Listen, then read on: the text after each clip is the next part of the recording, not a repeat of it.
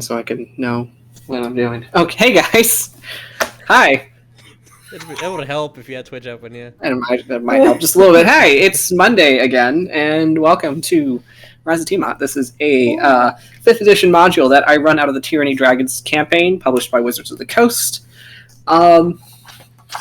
We're gonna fight some dragons and maybe do some dungeons. That's what my notes say. Epic. So hi, I'm Vic, and I will be your DM for the evening, and or every NPC you either love, hate, or hate to love, or love to hate. I love all that. All of those. So, do we have any special announcements? Any fun facts or anything? Society is collapsing. That is a fun fact. Yeah. It's not a fun fact, but it's certainly a spicy fact. The spicy facts. It's interesting. It's exciting in a bad way. Almost like terrifying. Like, people are like, Disney's self-government's just going down the toilet. No, the world is absolutely collapsing on itself. But you still have to do your taxes. Yeah. Speaking of taxes, hey Lynn, you have a Patreon that you do. Make NPC art for DMs and GMs to use on stream. This week is all villains, so this month actually. So, you're doing a villain month. That's cool. Yep, that was voted on by the patrons. So, do they get to decide like anything else, or? Yeah, they get to decide the theme of the month, and high tier patrons get to have discounts on anything that they ask, like special request wise. So nice. That's cool. Cool. So all links for Lynn's Patreon and all the cool stuff is down below on our Twitch. Just scroll down and give a sub. So, any other fun announcements? Other than please be kind while our world collapses in on itself. Yeah. Please. Okay. Well, it's not too much to ask. I promise. It is the smallest thing. Yes. So, I guess let's go. Speaking of, let's do introductions. Hi, this is Chip, and he may be yelling from time to time for many reasons. He obviously has an announcement. Yeah, he has an announcement, and that is he probably has to poop again. Because we ate something we shouldn't have. Oh, poor baby. Oops. Yep. Poor Bubba. So, hey, Tab, who are you going to be playing today? Hi everybody, I'm Tabatha. I will be playing Patience / Rosemary, the Tiefling Sorcerer / Ranger. I love watching that pause of trying to decide which Tiefling you're playing. Shut up, I know. I know. Yeah, we're on a quest to try to find our dad. It's a good quest. I hope you succeed. I hope I do too. Hey Jesus, who are you playing today? I am playing Tarsius Chadington, as long as I remove Patience's image. There we go. He is a Minotaur fighter barbarian. Just a boy trying to do good, who currently has eye shards from a dragon, who doesn't know how thermal energy works just yet. We'll figure that out as it happens. Yeah. This is a good old Minotaur. With no rage issues whatsoever. He has it handled. I promise. We certainly believe in him. Hey, I had to go through 3 names in my head. Jeremiah, because I was about to say Cordelia, but then I almost said Chadington. But no, you're Jeremiah right now. Though I am Cordelia Chadington. Yeah. Fighter, rogue, Medusa. I guess that's it. So far. Unless you want me to name all of the names of my hair. I actually have them. That would be hilarious. Please. Oh my God. Give me all the names of your snakes. Okay. Cordelia has 27 snakes on her hair. All green except one silver one. Mm-hmm. The silver one is Severus Snake. Do you want more? William Snakespeare, Rumple Snakeskin, Christopher Robin, Christopher Slivkin, his Hemsworth, Mike Python, Squirtle, Stangle, Slickster, Licorice, Noodle, Cuddle, Lord Slither, David Hisselhoff, David Rattlehoff, Julie Squeezer, Blep Pretzel, Nigel, Donut Cinnamon Roll, Darth Viper, Larry, Jinx, Bob Ross, and Katniss Evergreen. I think somewhere in Waterdeep, a specific elven ranger just was enlightened. Oh my god. Nigel? David Hisselhoff. It's David Hisselhoff. Mike Python for me. Yeah, if you want to look at it, it's on that D&D Beyond notes. Yes, absolutely. That is wonderful. This is the kind of character backstory that I need. What the fuck is everyone else doing? This is the kind of character backstory that I need for these games. Thank you, Jeremiah. I didn't know Thank I you was so much. lacking. Thank you for showing me the errors of my ways. Oh, hey, Sydney. Time to follow that up. Oh, let me. Hi, I'm crying. I cry and I'm dad. Hi, I'm Sydney. I'll be playing Nicodemus D. Hawkins, the human fighter, who is currently both cold and curious about the place that we're in. Who does not have snakes for hair or anything else that's really particularly that interesting. I'm not gonna lie to you. I guess I gotta work on that. So far, you got the rest of the campaign to get some interesting stuff. That's true. All right, and legs for last. Hey, Lynn, who are you playing? I am playing Lord Greyson Phoebus Tataric, quartermaster of the Sea Devil, and just a dad who just wants to go home. He's missing his personal furnace right about now. Okay, so with that, let's go ahead and roll that intro, and we'll see what Jeremiah remembers about last game.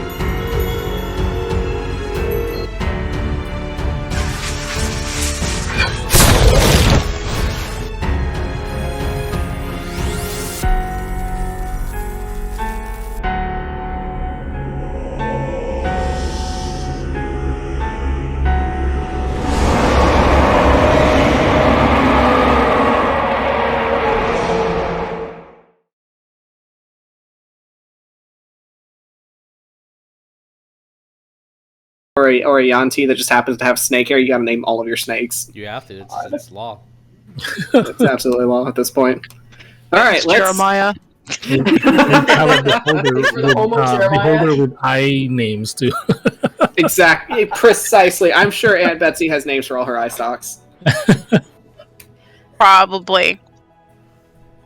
She can't remember half the names of the kobolds that work in her demiplane, but she'll remember her eye stalks. Yep. Alright, so... Actually, you guys are... Let me put Spud here, because that's where y'all are. Your adorable little quest marker. A little spud. Alright, so who wants to recap the last things they remember? The last thing? We're in the north, I will- old. You're in the north. Dragons, frosty. This is behold or pickled. Those are the last things I remember. It's the best player notes I've heard. Where is? We ran into an ancient white dragon. That was scary. That was a very scary, terrifying moment. I just saw the words "body under desk." I'm like, nope, not this game. Oh, that's a different game. Patience and did Sybil go overboard last session? She Yes, did. So you guys were 4 pages of notes. all right. Yeah, you guys were sailing to the Sea of Moving Ice. Along the way, you encountered some enemies. One of them being a old friend of the Sea Devils, Nolene, a very sadistic gnoll who clearly has a grudge, for which reasons you don't know yet. You've had there was a storm at one point. Sybil went overboard after saying that she saw something on the ship and it dragged her overboard.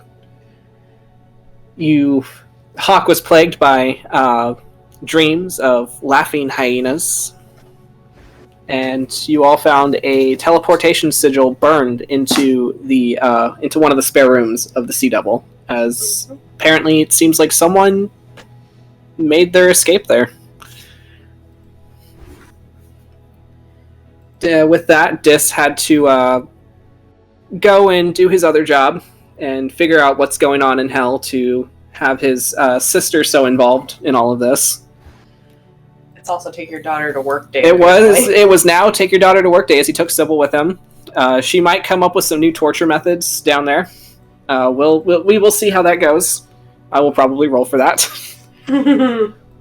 She might have a promising internship in the summer. Summer camp. It's a summer camp in hell. So with that, he left Greyson with a very rare spell scroll, specifically only for Greyson to use, which is the Summon Fiend. Only to use in case of emergencies and not for emergency snuggles. There is a difference.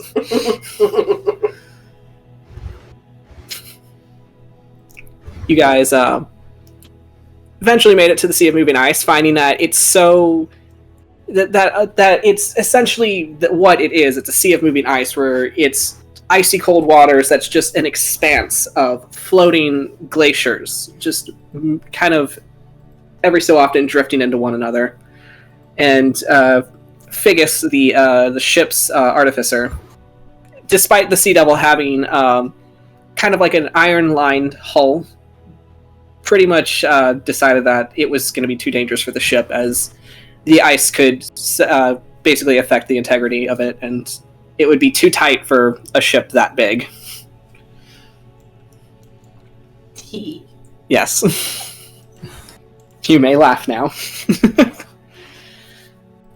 Greyson had contacted a smaller ship to more or less come find them when the time comes. And that's your exit strategy as of now, due to the fact that you might have some enemies watching the Sea Devil at the moment due to its, size and notoriety. So with that, you guys took a dinghy, went on as a small expedition party, and kind of set off to see what is to be seen on the Sea of Moving Ice.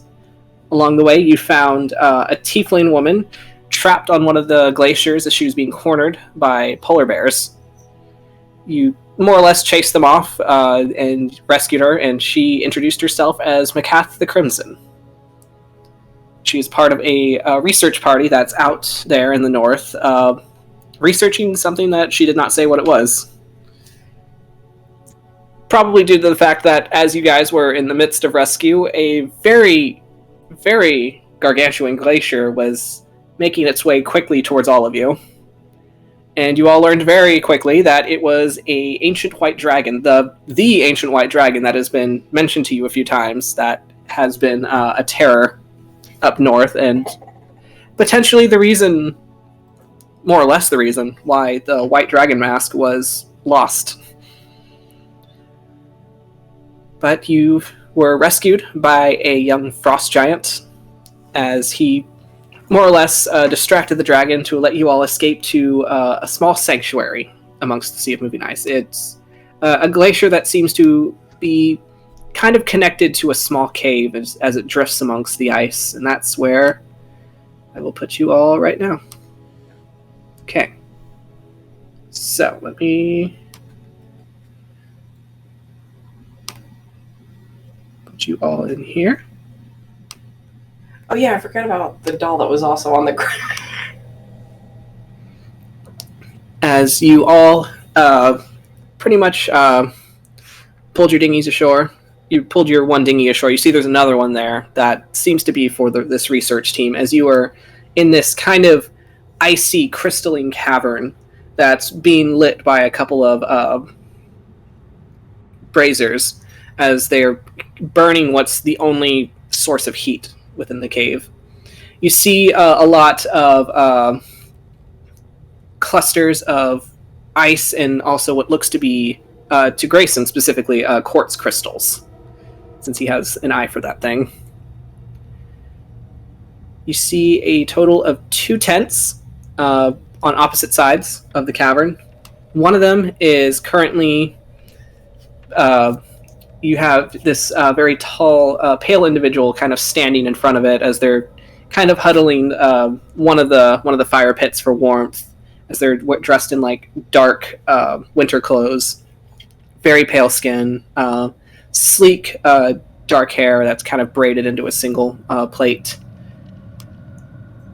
The individual that had welcomed you all is kind of a petite, stout woman, crazy brown hair that's kind of sticks out a little bit of everywhere. She wears these giant goggles that have different lenses and like gadgets kind of attached to them. She's also wearing kind of like heavy-duty winter clothes, but she's also wearing what looks to be like a leather like laboratory apron over all of that as well. As she's kind of standing in front of a table, there is like different like knickknacks, odds and ends, and oddities, as she has heavy gloved hands, but one of them seems to be kind of like ripping open some kind of pile of meat. You're not quite sure what it was, but there's bones and stuff protruding from it. As patients, you heard yelling coming from a leather bag on the table. And after wrestling with the thing in the bag to keep it from biting you, you pulled out a kind of like a shaking, angry fox skull as it's open, very loudly yelling. And everybody can hear this fox skull yelling. As it just takes a breath of air, it's just... I was in that bag for a week straight. Do I need to roll history? You certainly can. Roll me history with advantage. History with advantage. Awesome. No, this is just a skull, no body, no nothing, just No body, no nothing, just a a fox skull, yeah, just like a muppet, just kind of clacking open and closed as he talks. So that's 18. 18. You very much remember this individual. This was from what you remember in your childhood is you thought this was just a keepsake of your father's, of Cole's, that he would just keep on his person, keep on his, his work table. And every so often you'll hear him talking to it, but you never heard the skull speak back. But your father had very open and in-depth conversations, albeit one-sided. But now you hear the skull and it's talking to you. She's just gonna look at it and cock her head and just go, Marky? As the skull just kind of stills in kind of like an open V, as you see like these pinprick glowing like purple eyes in its sockets as they kind of like drift up to look at you, and it's just like, what? Oh, this is great, just great. Of course, he would be saved by one of the brats. Wow, thanks. I'm surprised it's not your brother. Basil's doing druid things. I was saying, I'm surprised it's not your brother. He's probably, like, one of the most capable ones. She shoves him in her in her bag. Roll me a strength. Strength? Roll me a strength. Just straight? Just a straight strength. It's a 5. 5. As you go to try to shove it into the bag, it's like you're trying to, like, if you say you take like a bucket and you try to like shove it like open side down into some water, and like you feel that bounce of buoyancy. Mm-hmm. That's what you feel when you try to shove the skull into your bag, as it just kind of like fights you, and it like slips out and floats up, and it just kind of floats a few feet off the ground, just kind of with these glowing purple eyes. Well, if you're gonna be rude like that, I won't talk to you. Well, fine. I might have had some important information if you're here looking for your dad. Wait a minute, actually. No, you're not talking to me, and he just like turns around and like floats away. No, because your dad always has you. Where's Dad? You know, that's a very good question. Well, let's see if I can remember. All right, okay, so he had conversations about going north to look for this Drakhorn. And then, next thing I remember, I was shoved in a bag, and then there were some times where I was pulled out of the bag, and it's like, hey, Mark, I need you to help me out, and I would have to, you know, be his little spell focus, and then there was some fights, and then I was shoved back into the bag. Then there's some times where I'd be sitting on an end desk in a tavern, and then I was shoved back in the bag. And this went on for many weeks. Which, by the way, your father does not clean out his bag. That is musty, and there's like broken bits of like granola bars at the bottom, and I think some receipts. It's very, very. You know, he acts like he's organized, but he's not. You can tell a lot about someone by the inside of their bag. Are you calling out Cole or me? Same person.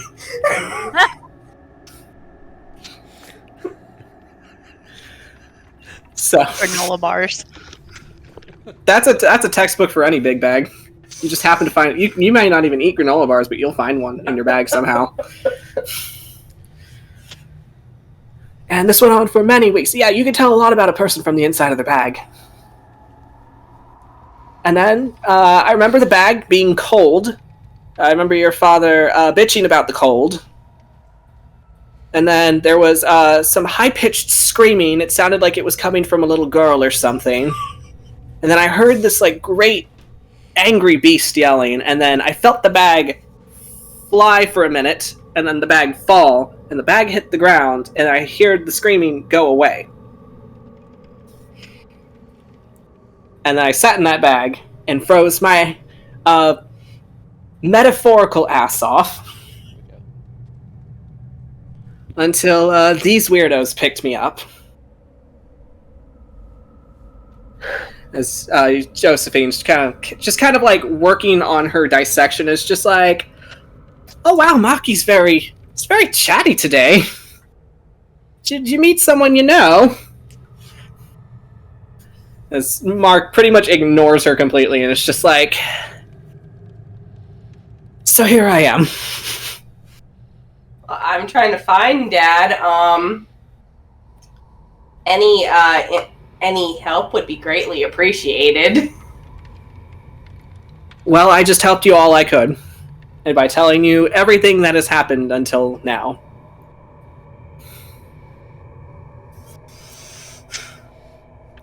Which he did not give you any time frames or anything, just that he was in a bag, he was out of a bag, he was in a bag, out of a bag. She got that much. Yep. She's just like, at one time, I really wish I knew how to cast Sending, because I would definitely tell Basil that Dad was not loony when he would talk to you.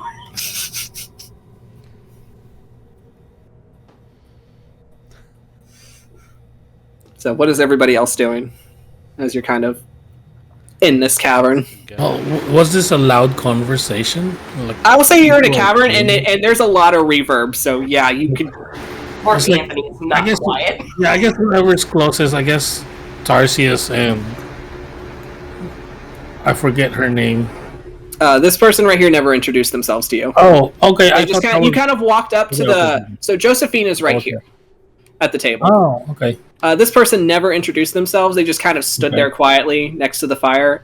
When you approached to kind of warm yourself, they just kind of gave you like a kind of like a nod, and that was it. Okay, I thought it was, for some reason, it looked familiar.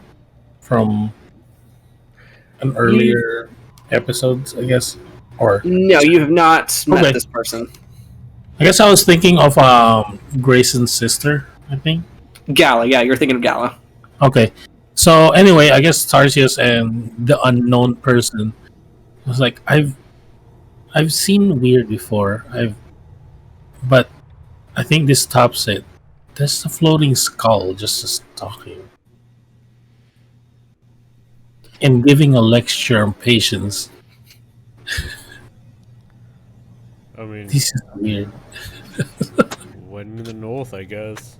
When in the north, as you will hear the one individual speak as they just say very quietly, "We found the bag, just kind of abandoned on a glacier, and Josephine did her spell work, and because apparently she could hear the skull talking to her, but I couldn't, and so she wanted to make this Mark Anthony feel like he wasn't being ignored or left out, so she did some spell work to make him heard." Oh, okay. Wait, does that mean... I'm gonna turn towards patience. Does that mean that you're like Papa's here? I'm assuming so. Yeah, and she's even looking over to Josephine, just like, you didn't happen to see another tiefling, have you? Nope. Only one I've seen is right here, and she kind of like reaches over to like put her hand on McCath's head. As you can see, like she's got like her hand like covered in like blood and gore and stuff. She's trying to like put her hand in McCath, just very quickly, just like moves out of the way. She's like, yeah, I've no, I don't think we've seen any tieflings around here. I mean, just me. Do you happen to see any kind of tracks or struggle or anything next to the bag when you found it? Are you addressing the one individual with the fire? I'm kind of talking to them. Okay. Since Patience was like, I'm looking for my dad, and Yeah. I guess. Well, it's difficult to usually tell, because the ice is moving so frequently, it crashes into one another and leaves a lot of debris.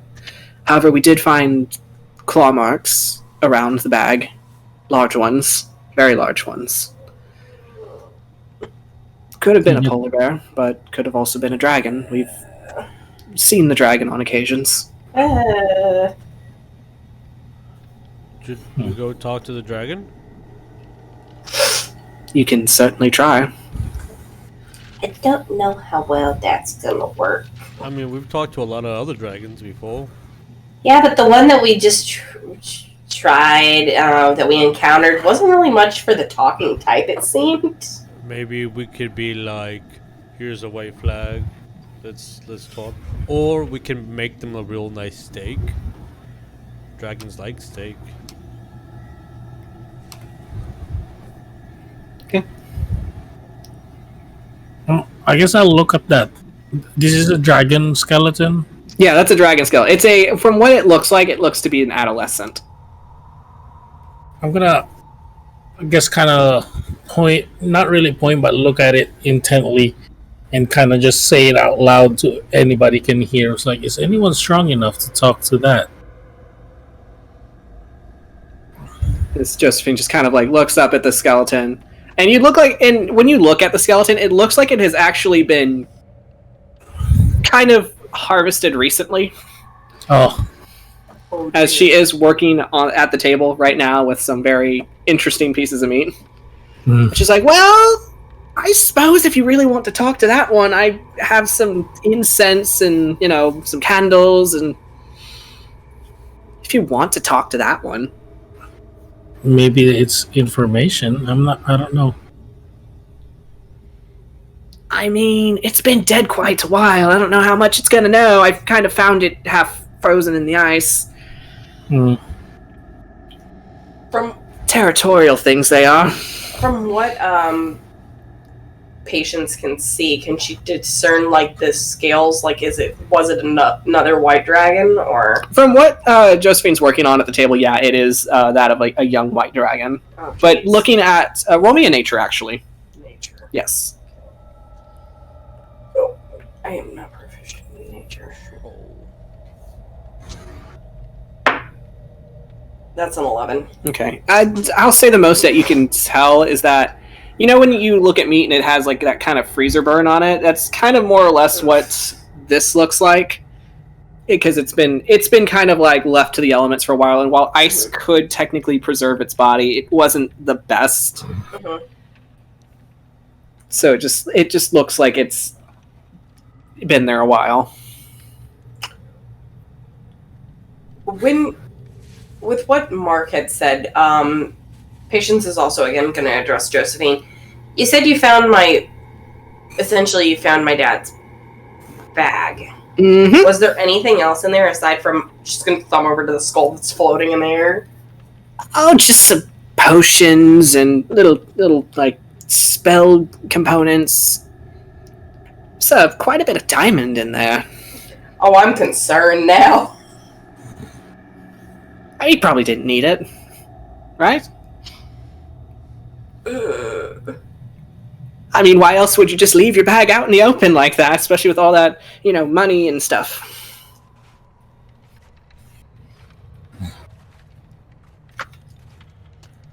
This doesn't seem like something my dad would do, but one.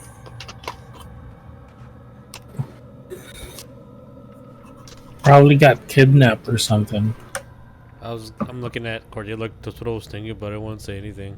I don't want to say nothing, but These are just random little rugs over here, right? yeah. So these are just like rugs used to kind of like make it easier to walk on like the icy parts. Mm-hmm. Oh, I'm gonna look at Tarsius. We're like, oh hey, remember that story Uncle West told us about him saving a tiefling from a pack of goblins? Yeah. Maybe it's something like that. Maybe. Makes sense. Kidnapping I also seems to be realized the par. Yeah. Yeah. No, but with everything that's been being talked about and whatnot, Paige is gonna reach up and just grab Mark Anthony. Roll me a dex, like a sleight of hand. Let's go with that. A sleight of hand. Yeah. Okay. Actually, have a pretty good sleight. Mark Anthony's gonna say nope. The DC was like 30 or some shit like that. 21? That's actually pretty good. Yeah. Okay. So I'll say you grab him. Okay. Yeah, she's literally just gonna like reach up, pull him down, and she's just gonna walk like through through here, and then she's just gonna go on the rug by the fire and just hold on to him and just kind of You'll like just hear a lot of bitching. Yeah, and she's just gonna curl up on the rug. She just kind of you could feel the skull kind of squirming, but it just stops fighting it after a while. Mm-hmm. I'm gonna put my blanket over you because I just think you're cold and trying to nap. Boop. And then immediately go back to hug the fire. I was gonna say, like, yeah, I mean, she's not hiding it. Tarsius can see that she looks upset. She kind of has, like, the little tears that are, like, beating up by, like, her eyes. She's just... Fuck, No, can't little ignore that. child. Can't ignore that at all. What, you okay? You want to talk about it? I don't know where my dad is. We can go find him. That dragon wasn't so big. I mean, it was the biggest dragon I've ever seen, but it wasn't so big. I mean... We got Mr. Longlegs over there. We got Hawk. We got that new friend. I'm gonna point to our tiefling. We got them who is doing stuff to gross things, and we got this person over here who's really shady. And then we got my sister, and then we got our nice giant friend over there. We are many, and that dragon is one. If the dragon did this, because it could be something completely different. As the one individual's like, oh no, we're not fighting a dragon for you. That's not what we're here for. Well, touche. Moral support is still part of the fighting, I guess. Oh, I can't even give you that. Oh, we should have like a cheerleading team and then be like, "Go guys, go!" And then like I'm we all just- get inspired. This guy's over here. This conversation. Just like, yeah, Start I'm walking no. away. Just like no. But we'll find She's- your Papu. Yeah, she's just gonna hold on to the skull, which, Mark's gonna have to just deal with this. Yeah, he's dealing with it. Just like I'm sure he's still alive. Well, now I know he's alive because if there's any use of him left, then naturally, the other guy's gonna make sure he stays alive. What do you mean by that? Skull kind of just like clacks a little bit nervously, just like The other guy. his employer. When you have a boss and your boss wants you to make sure that you're clocked in at a certain time, he's going to make sure you're clocked in at a certain time.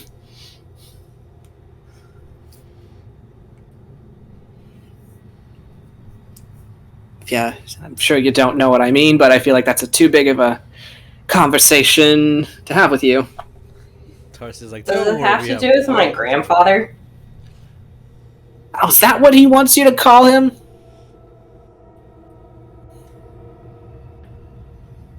I mean, I've never really talked to him. I've only seen... He is not your grandfather, and he's if you're going to call him anything first, call him a rat fucking bastard.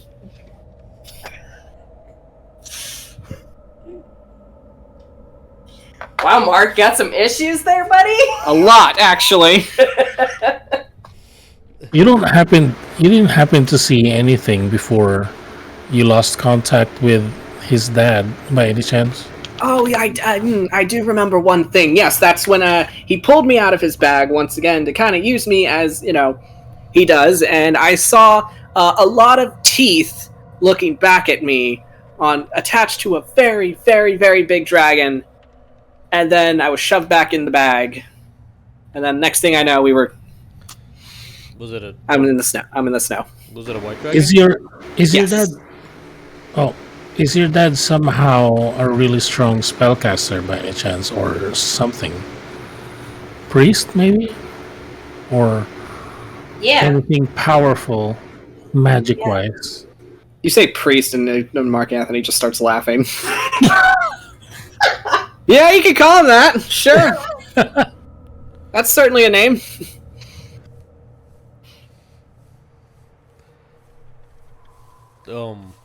It's more of a if he is strong spell-wise, maybe they're trying to think of a way to use his powers. Maybe. Well, don't say that to patient. She's nervous. It's like, So it's more of a. no. I think I'm just trying. What I'm trying to say is, maybe your dad's still alive. We'll find him. Okay. Dude, can you cast a spell to like find him or an object on his body?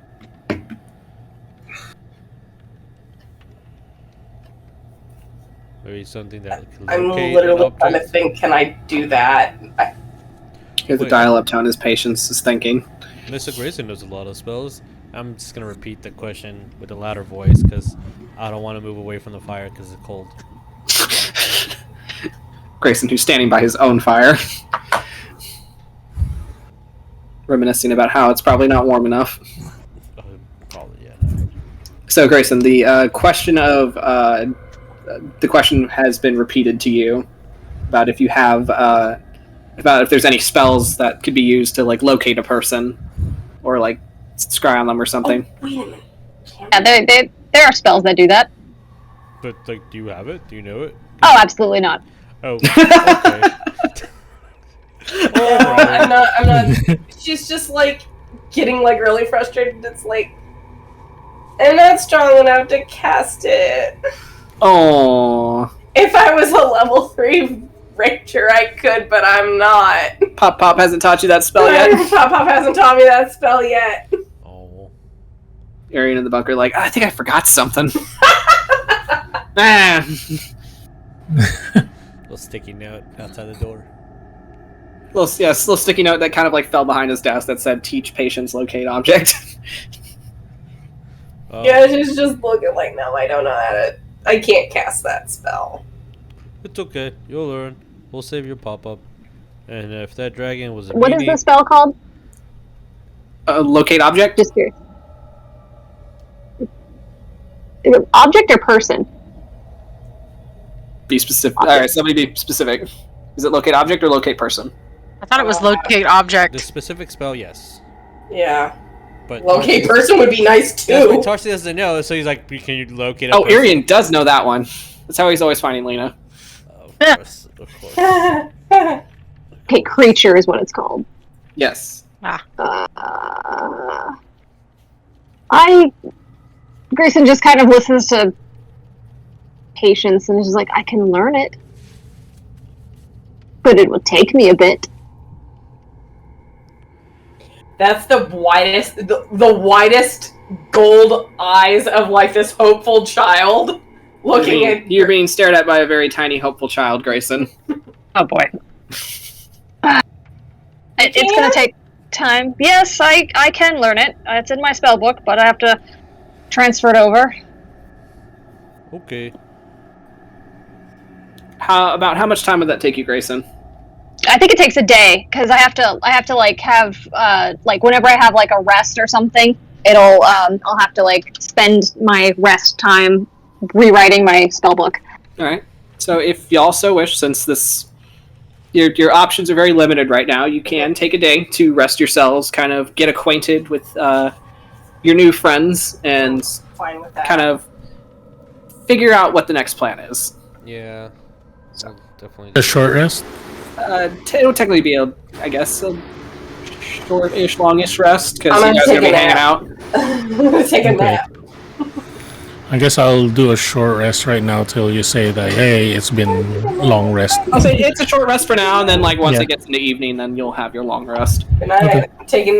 Taking a nap. So the little 8-year-old goes down for nappy time. Yeah. And she is going to be holding on to Mark Anthony in a death grip. This is her comfort. All right. As you grip it onto that skull, Hawk, is there anything that you'll be doing? Important question. Oh, yes, Greyson. Has Greyson ever met Cole? He's met Cole. Because You have met Cole met on before. occasions. Yeah, you're Okay. not. I would say not friends, but you've met each other occasionally. Okay. He helped. He's more or less had to help your husband get his chair back. Okay. Cool. Good to know. Yeah. He helped your Right, husband so- pick up furniture. Yeah, he drove y'all to IKEA to get the chair you needed. Oh, I did have one. Sorry. He had a friend with a pickup and like some moving bros. I had one other question. Yes. As she is curling up to go and she is going to kind of flip over. What is this? You see a doll Don't touch it. that looks to be hand stitched out of leather and straw. She's just going to look at it for a minute and then look over Josephine and the other person. And it's like, what's that? As Josephine kind of like turns around, she's like taking her gloves off now. She's kind of cleaning herself off, just like, okay, that was fun. And she turns around and looks at, oh yeah, and she grabs it and she immediately like puts it back on the table. It's like that should not be there. It keeps moving. Sorry. Just put this back on the table. It has a mind of its own sometimes. Hawk's listening to that like it moves on its own. Sometimes. It I mean, feels like it I when mean- you're not looking, especially. Dolls aren't supposed to do that. No. That's why this one's special. Don't Um, don't say anything too mean to it, or else you might get cursed. Oh, one of those dolls. Has your uncle told you about the doll he found in the chest in a wizard's tower? No, because he fucking suppressed that. On this day, Wes learned he had one fear, and he will never remember what it was until it happens again. Flashbacks. Yeah, don't worry about it. It's mostly harmless. I'm worried about it. Detect magic on the doll. You sense a lot of necrotic energy from that doll. Okay. Okay. Okay. Don't disrespect the doll. Got it. Tarsius is gonna walk over to our giant friend over here. All right. And then giant, he's like, "Hello." All right. As your giant friend kind of sits up against like the cave wall, kind of like on like some piles of furs that he has seemed to collected. There's like some animal bones kind of scattered around from various meals. You'll see that he's he's a lot smaller than you would imagine a frost giant being. Very slender, almost scrawny. And you'll see as he sits, like one of his legs is just kind of like awkwardly like out on the side. As he kind of like looks to you, just kind of like grunts a hello. Is this your cave?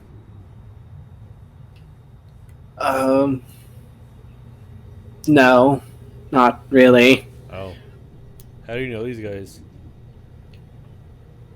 I found them. Oh, so like you saved them and stuff? Kind of. We kind of saved each other. Oh, okay. Was it because of the white dragon? No.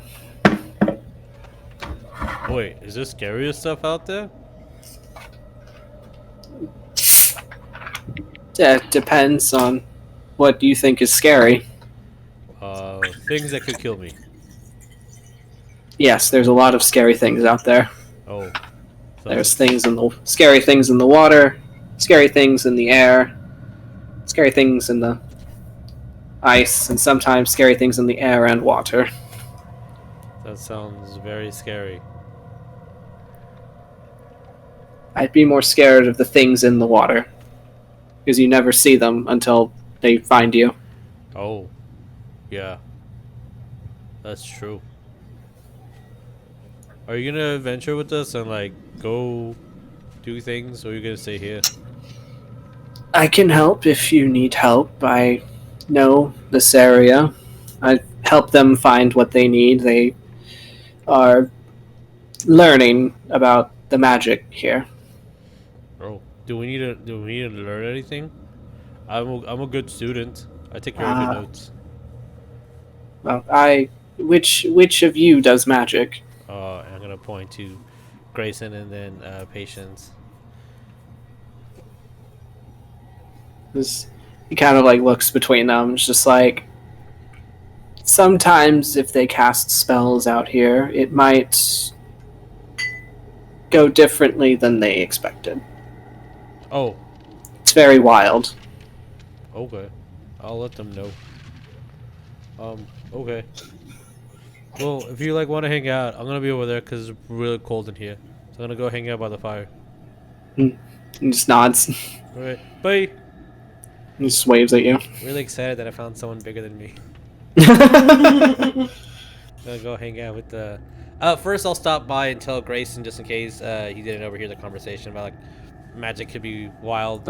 And then, I don't think Greyson knows giant offhand, so yeah, that's also true. Tell Greyson that, and then I'll tell Patience that Frosty said that sometimes magic can go wild. I don't know what that means, but okay, bye. And then go to Patience. Tell Patience. I won't lie. I feel like while that conversation was going on, as Patience is like curling up to take up her little nappy nap, she would probably cast a thaumaturgy. Roll me. to make like, I don't know, like Roll me your die. to do like a I don't know, to mimic the sounds of like a lullaby or something like that, like Okay. that Addie would sing or something. That's a name. Okay. So All they right. can- So you do the little thaumaturgy, and it sounds like your papa's singing to you, Mhm. singing his druidic songs. Nice. So, all right. And then Tarsius says that, and it's like, oh, that's right. I gotta be good about that. Oop. So, Hawk, what would we be doing during our rest? He's probably just, if anything, he's taking bouts of time to like sit near the fire and like just looking at what they're working on. Okay. There's like various like creature parts, very like it's some weird like metal instruments here and there. A lot of like books with like kind of with like kind of scribbles that you've never, like, at least from what you can kind of look at without having to look too hard, like you haven't really seen anything like that.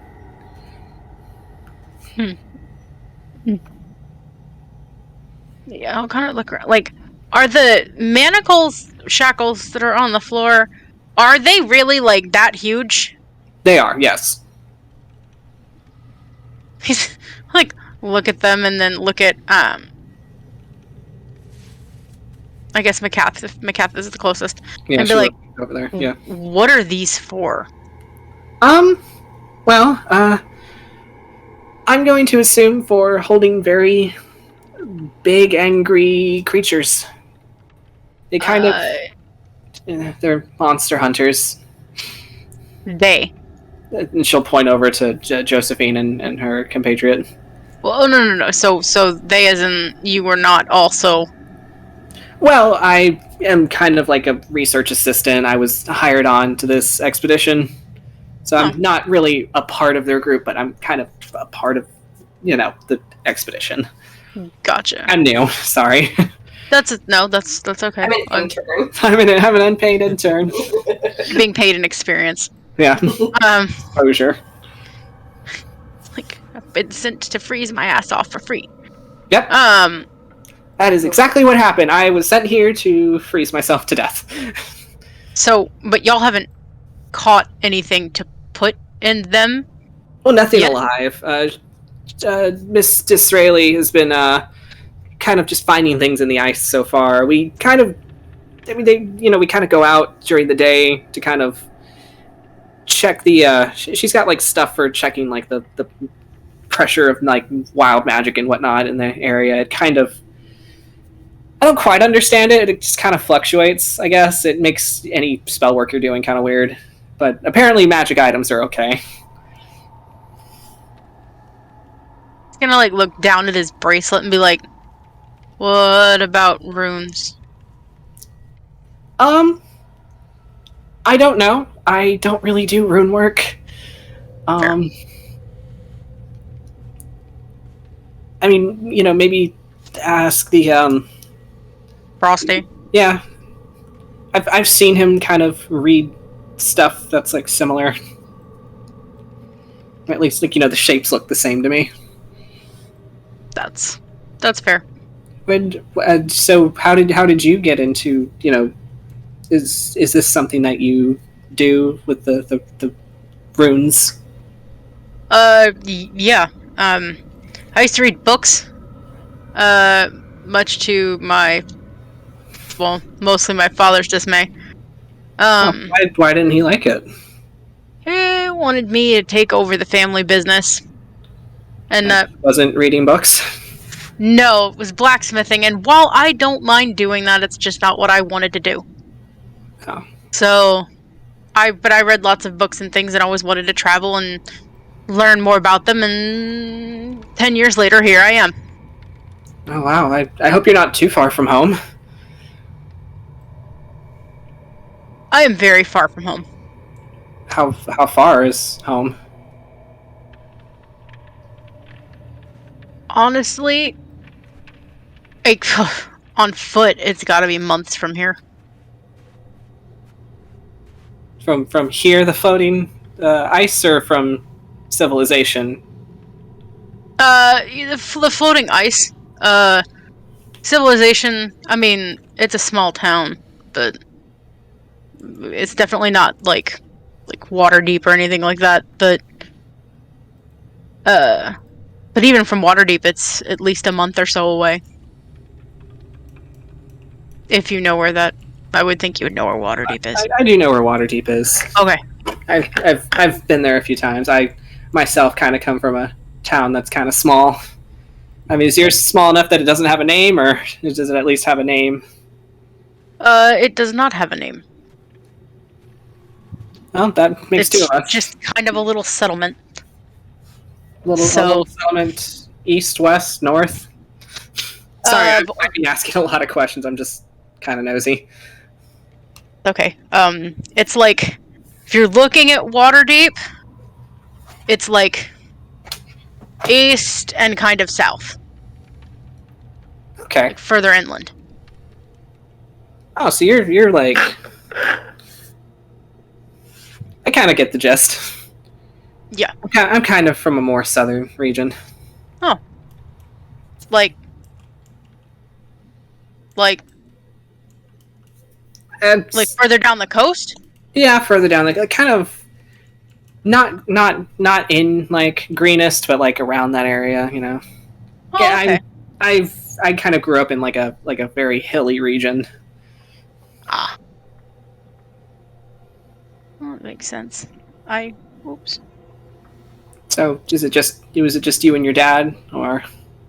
No. My mother and my little sister. Oh, you have a little sister. I do have a little sister. Yes. Helene. Helene, that's such a pretty name. Yeah. I miss her. I haven't been home since I left. And it's weird because I write letters, but I don't know. Like, yeah, my sister was 9 when I left home. Like, I keep meaning to go back, honestly. But, you know, adventures. Can go do the things. Life kind of just pulls you in different directions. Well, I'm not above admitting that I'm also a little bit of afraid that if I go back home, somehow I'm never going to get to leave again. Why do you think that? Guilt. Like, I know that I don't know. I always had a hard time telling my mom no when she wanted things or needed things, and I had to all but bargain to leave when I did. Mothers can be hard like that. Yeah. Honestly, I don't really even know if I'm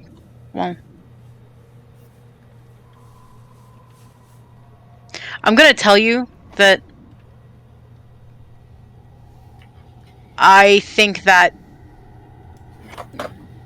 my parents are mad at me. Because you went off to, do what that was best for you? Well, I guess. And I haven't been home in 10 years. I keep meaning to go. I do. I just... You could always, try. Maybe see if their feelings have changed. Yeah. That might be the way to go about it. But at the present, we're in this frozen hellscape. Yeah, it's not fun to be here. Honestly, it wasn't bad until the dragon. The dragon does kind of ruin things. It didn't... definitely didn't seem friendly, so... I mean, we're up here in its territory. I don't think anything is going to be friendly. That's fair, and there's a lot to be said for territorial beings. You never realize how scary things can be until the second you kind of encroach on their nest and threaten their, space. Yeah. Maybe it has eggs, I don't know. I mean, usually whenever something has, little ones, they get a little feisty. That's true. Just from what I've noticed, especially the polar bears. Polar bear egg. Polar bear egg. I'm sorry.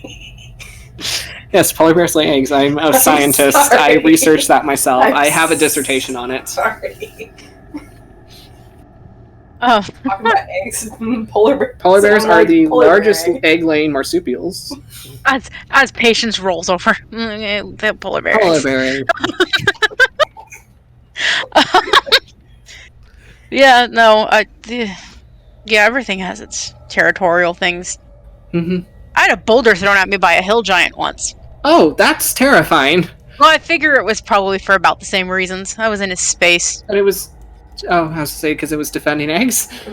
They don't lay eggs, but it was defending something, I guess, or it just really didn't like, unexpected visitors. Yeah. Usually I mean- people don't like unexpected visitors. No, that's true. They tend to... It seems to be frowned upon, and I understand. I mean, I tried to be polite about it. I even offered to, come back a different day, but... Yeah, I mean, there's only so much reasoning you can do, but once somebody's kind of set in their ways, they're set in their ways. Yep. And so, figured it was better to leave well enough alone in that arena. But yes, circling back before... sorry, I'm prone to tangents. That's totally fine. I'm all ears. I love listening. Oh. It's been fun. It's been really fun to get to know you. It's just kind of like twirls in place a little bit. Just... Yeah. Do you have family somewhere? Oh yeah, I used to, but my family was very tough, especially my mom. She kind of had a lot of expectations on us, and I had a lot of older siblings, and if you weren't on top, then you weren't much in her eyes. So I kind of, being the runt of the litter, I just kind of separated myself and just kind of went on my way and did my own thing. You had to compete with each other? Kind of. For what? Her respect, I guess. Yikes. Yeah. I mean, when there's a lot of mouths to feed, you kind of have to earn your keep in order to get fed.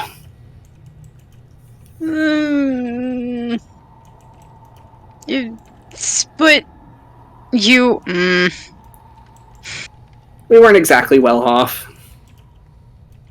Fair. I guess. Needing help for still. Yeah. I mean,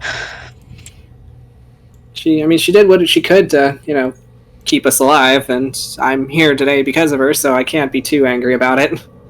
No, that's fair. It's what it is, but, I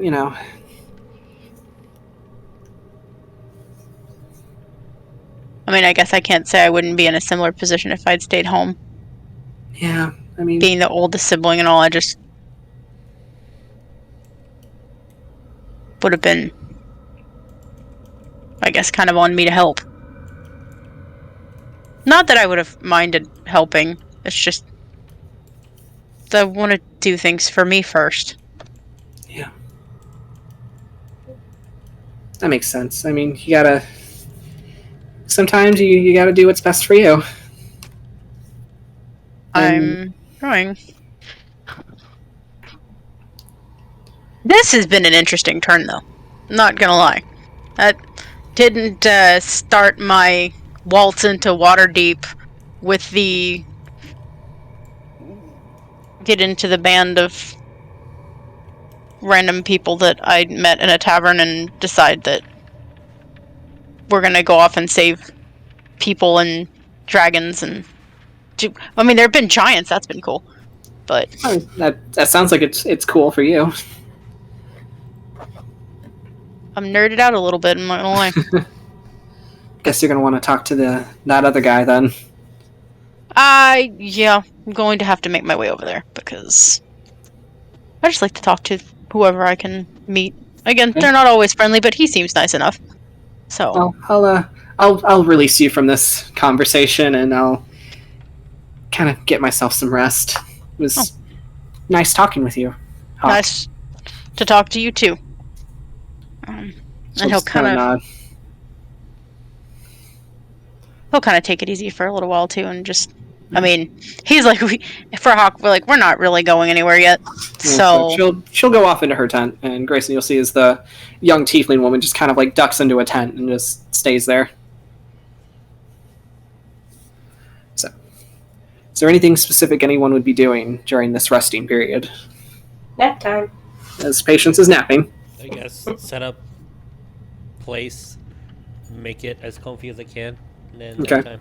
There are like rugs here and there to kind of like keep the chill away. I mean, it's more or less for traction, and some of them are a little soggy, but it's doable. Yeah, probably set up tent as well, just to insulate the inside and keep warm. Okay. Yeah. And Greyson, you are currently transcribing into your spellbook. Yes, he's doing the locate creature spell. Okay. All right. As you are doing that, I will say Patience. Yeah. As you are napping. Is that what? As you are napping. Oh no. Oh god. You are stirred by, and I just realized that my app for notes just closed itself out, so that was fun. It was the doll. Oh my god, I swear to god. You made that. You Was created that negative energy. What have you done? I hate that, thank you. I'm gonna... Alright, so if you want to play it like that. Alright, so No. Well, I guess that doll is a normal doll now. No. fuck around, And now find you get out to if the find energy... Yep. Alright, I'll get a Patience. joke, damn it. Patience. Oh fuck. As you were napping, Mm-hmm. there's a moment where you feel you're stirred by Mark Anthony kind of rattling in your arms. Mm-hmm. puts hand on top of skull like alarm clock. All right, as you put your hand on top of the skull, you see as this long crimson serpent just kind of like snakes its way out of the eye hole. Fucking no. Kind of Absolutely coils not. onto the carpet, and it just kind of like slithers off into more or less that direction. Awesome. Wait, it's a Notice snake? anybody else? Do I see that or anything? You guys don't see anything. You guys are kind of Oh. minding your business. Okay. And for the most part, everybody looks to be kind of keeping to themselves and doing their own thing. Actually, roll me perception. Who? Patience. I'll probably be getting into some of my snakes was like, stop! I know you like the warmth, but Yeah, they're all trying to fight to get closer to the fire pit. 21. You're like, Mike Python, please. 21? 21. All right. As you see the snake slither off, it goes underneath. It goes between Josephine's feet and under the desk at first, then slithers off into the opposite side of the cave. And you'll see as it looks like she's writing something down in her journal, and you see she kind of like looks down between her feet, and her eyes kind of follow, and then she goes back to her notes. Patient's just gonna sit up, and she's looking down at Mark Anthony to see if he had any sort of reaction. Mark Anthony seems to be very quiet right now. She's just gonna get up, still holding on to Mark Anthony. I gotta pee. And then she's gonna walk off in the direction. As Patience announces she's got to pee and walks away. No one's gonna follow you if you do that. Don't eat the yellow snow. Don't leave the cave, please. I won't. Cave exits that away. I am going this away. And As Patience goes for a wee. yeah, she's gonna start going that way. Right. Look down at the skull, Marky. Did you see that? I mean, it came out of your eye, but Mark is quiet. oh, now you decide not to talk to me. Ugh, rude. So I'll say for your 21 perception as well, his the lights in his eyes are not burning. Oh, okay. Seems for the moment just to be a skull. We are dead to the world in more ways than one. So I will put you actually. Oh please. Wrong thing. I want to put you actually back here. Wait, where? Oh, Right there. Because the snake will lead you to like a small pocket of the cavern that's just kind of blocked away from everything. Okay. As you... She's keeping an eye on, like, this is a secondary location. You don't go... Never go to a secondary location. Oh my god. As you turn into like the small little pocket, and as you do, you don't see a snake. However, for a moment, you think you see your father standing there. But as you kind of like turn the corner and you get closer, the coat looks the same, that deep red crimson coat, but it sits a lot longer, like more regally, as this person is very tall. Like this tiefling man is taller than your father. Does not have purple hair, instead it's like kind of like short cropped and dark, as he has like these curving like horns that kind of like rust and curl into his temple. I would say at first when she thinks she sees her dad, her tail's going like this, and then when at first you think it's your father, but then the closer you look at him, you realize that this isn't your father. This tiefling he's all just very sharp, dangerous angles, pointed nose. He has this kind of taut smirk on his lips, and instead of smelling what to you that would have been a comforting smell of your father, which was juniper, honey, and cinder, all you smell is just that harsh scent of cinder. As he kind of like looks down at you, just kind of smiles. The tail immediately drops.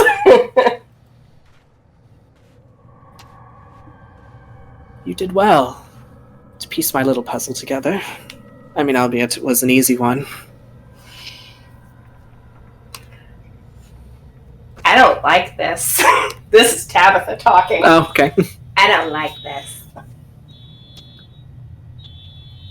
That's the alert for stranger danger. I was gonna say. Suddenly everybody gets an amber alert. Oh, Patience is missing. Oh, okay. Oh, shit. Shit.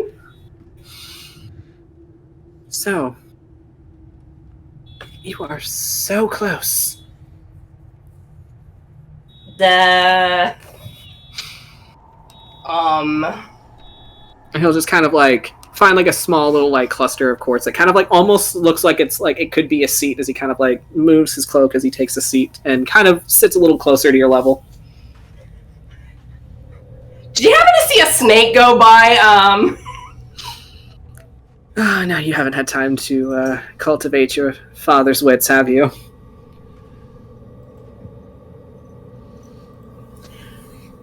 I feel like that was an insult, but I'm not sure. It's just an observation, really. That's all right. You're still young. Yes, I did see a snake. What would you have done if you caught it? Ask how long it was in. Holds up Mark Anthony. Yeah, that's him and that snake have quite a history. Okay. Don't worry about it. That's a him problem. He knows what he's done to be in that predicament. One question is unanswered, yet 1,000 more get... That's how this works. I know. She's just like, okay.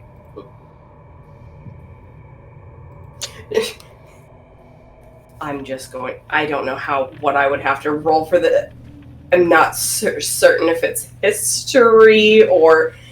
I guess she's trying to discern if she has an idea who this is. Roll me a religion. A religion. Oh, Yeah, let's do a religion. Wow, I don't have any pluses on that one. I honestly should probably have a minus to that. Wow! Me talking shit like, She rolled a fucking natural 20, I love that. I'm not trained in religion. I have no idea who this person is, and then he says, the fuck you don't, bitch. So, you have you have definitely heard of this person. You have seen imagery of him in your father's books. You have heard your father mention him in passing to your other dad, who your other dad is not very... doesn't have very savory things to say. Mm-hmm. Sounds about right. Yeah. Hello? Hello, sir. Hello? Cat? You've also seen... Because as you kind of look at him, you see what looks to be...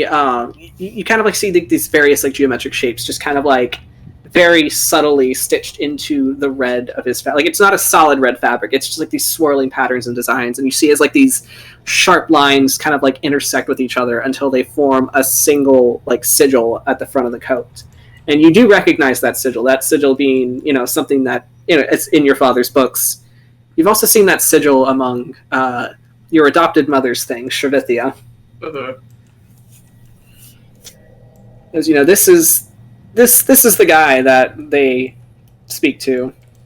This is the guy that they more or less have pledged themselves to. Mm-hmm. You don't quite know the entire history to him.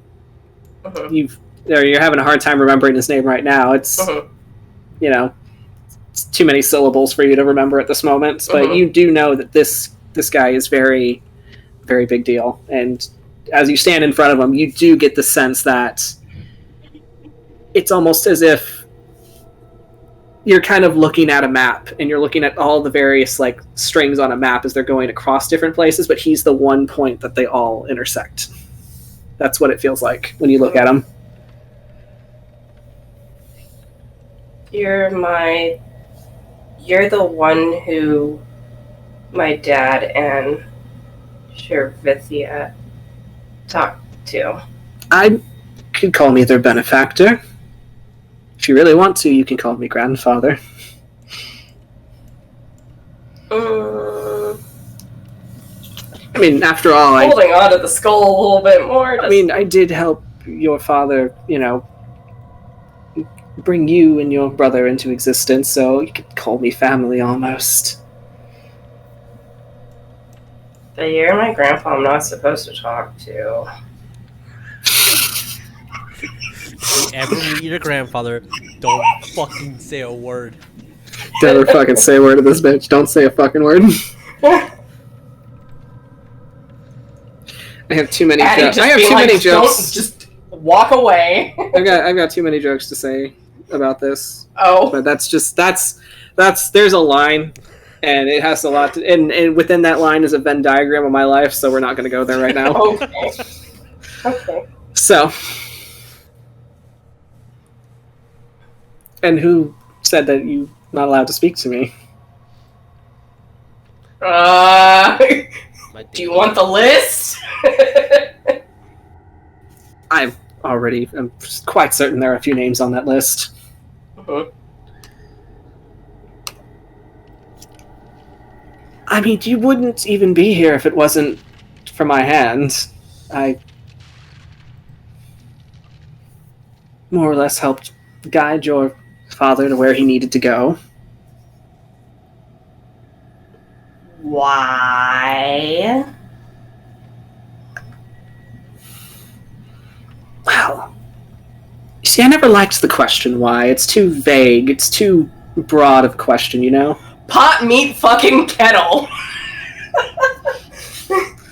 I'm sorry, excuse me, let me rephrase that into the term of an 8-year-old. Yeah, pot, meat, kettle. He'll just kind of stare at you and just kind of give like a little like exhale of amusement. You are your father's daughter.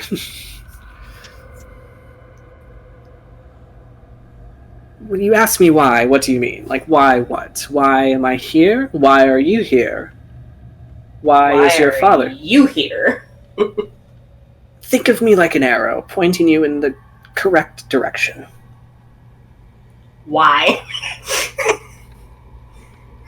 Are we not family?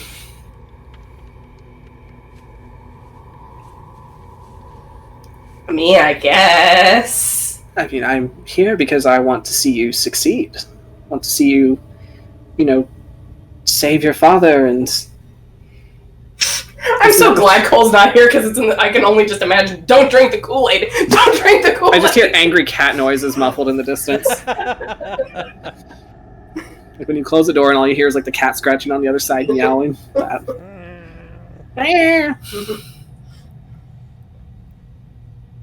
Your family is very important to me. I would like to see you reunited. Okay.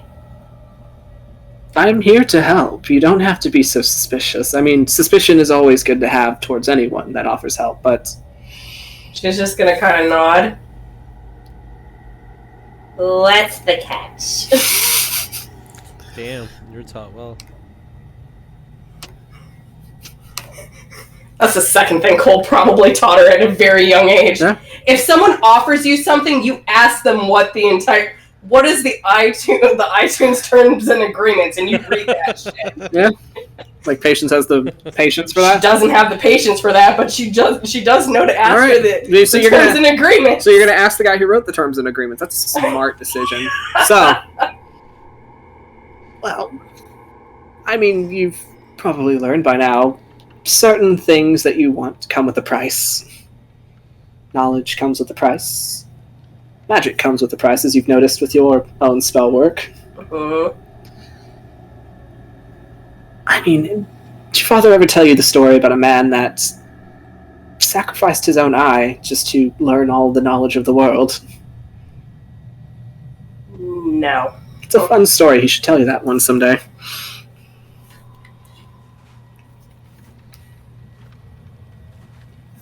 I'm sorry. I'm offering you, the means. If you wish to solve this on your own, you can. And I will simply leave you to it. But if you wish to have, my hand guide you, then, I mean, family pays itself in favors, does it not? I help you find your father, and then somewhere down the line, I might ask you to do a small favor for me. It's only fair. I mean, wouldn't you want the same if I asked for your help and you needed something in return? Wait, repeat that part. If I were to ask for your help for something, wouldn't it be fair that you also receive, a favor from me in return? Is what he asked. I mean, I guess. Right. So, what do you say?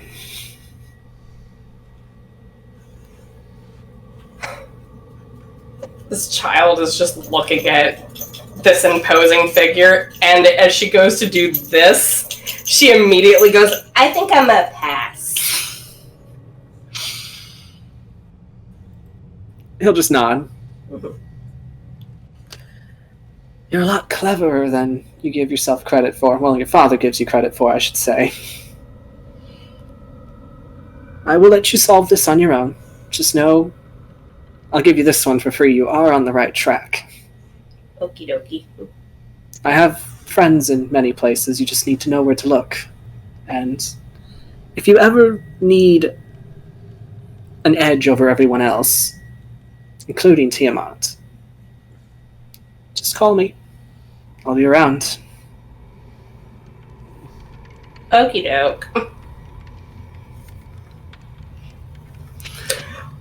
Well, this has been interesting. Bye. She's gonna make a U-turn and just... Okay. She's gonna stop and then just turn around. I have one question.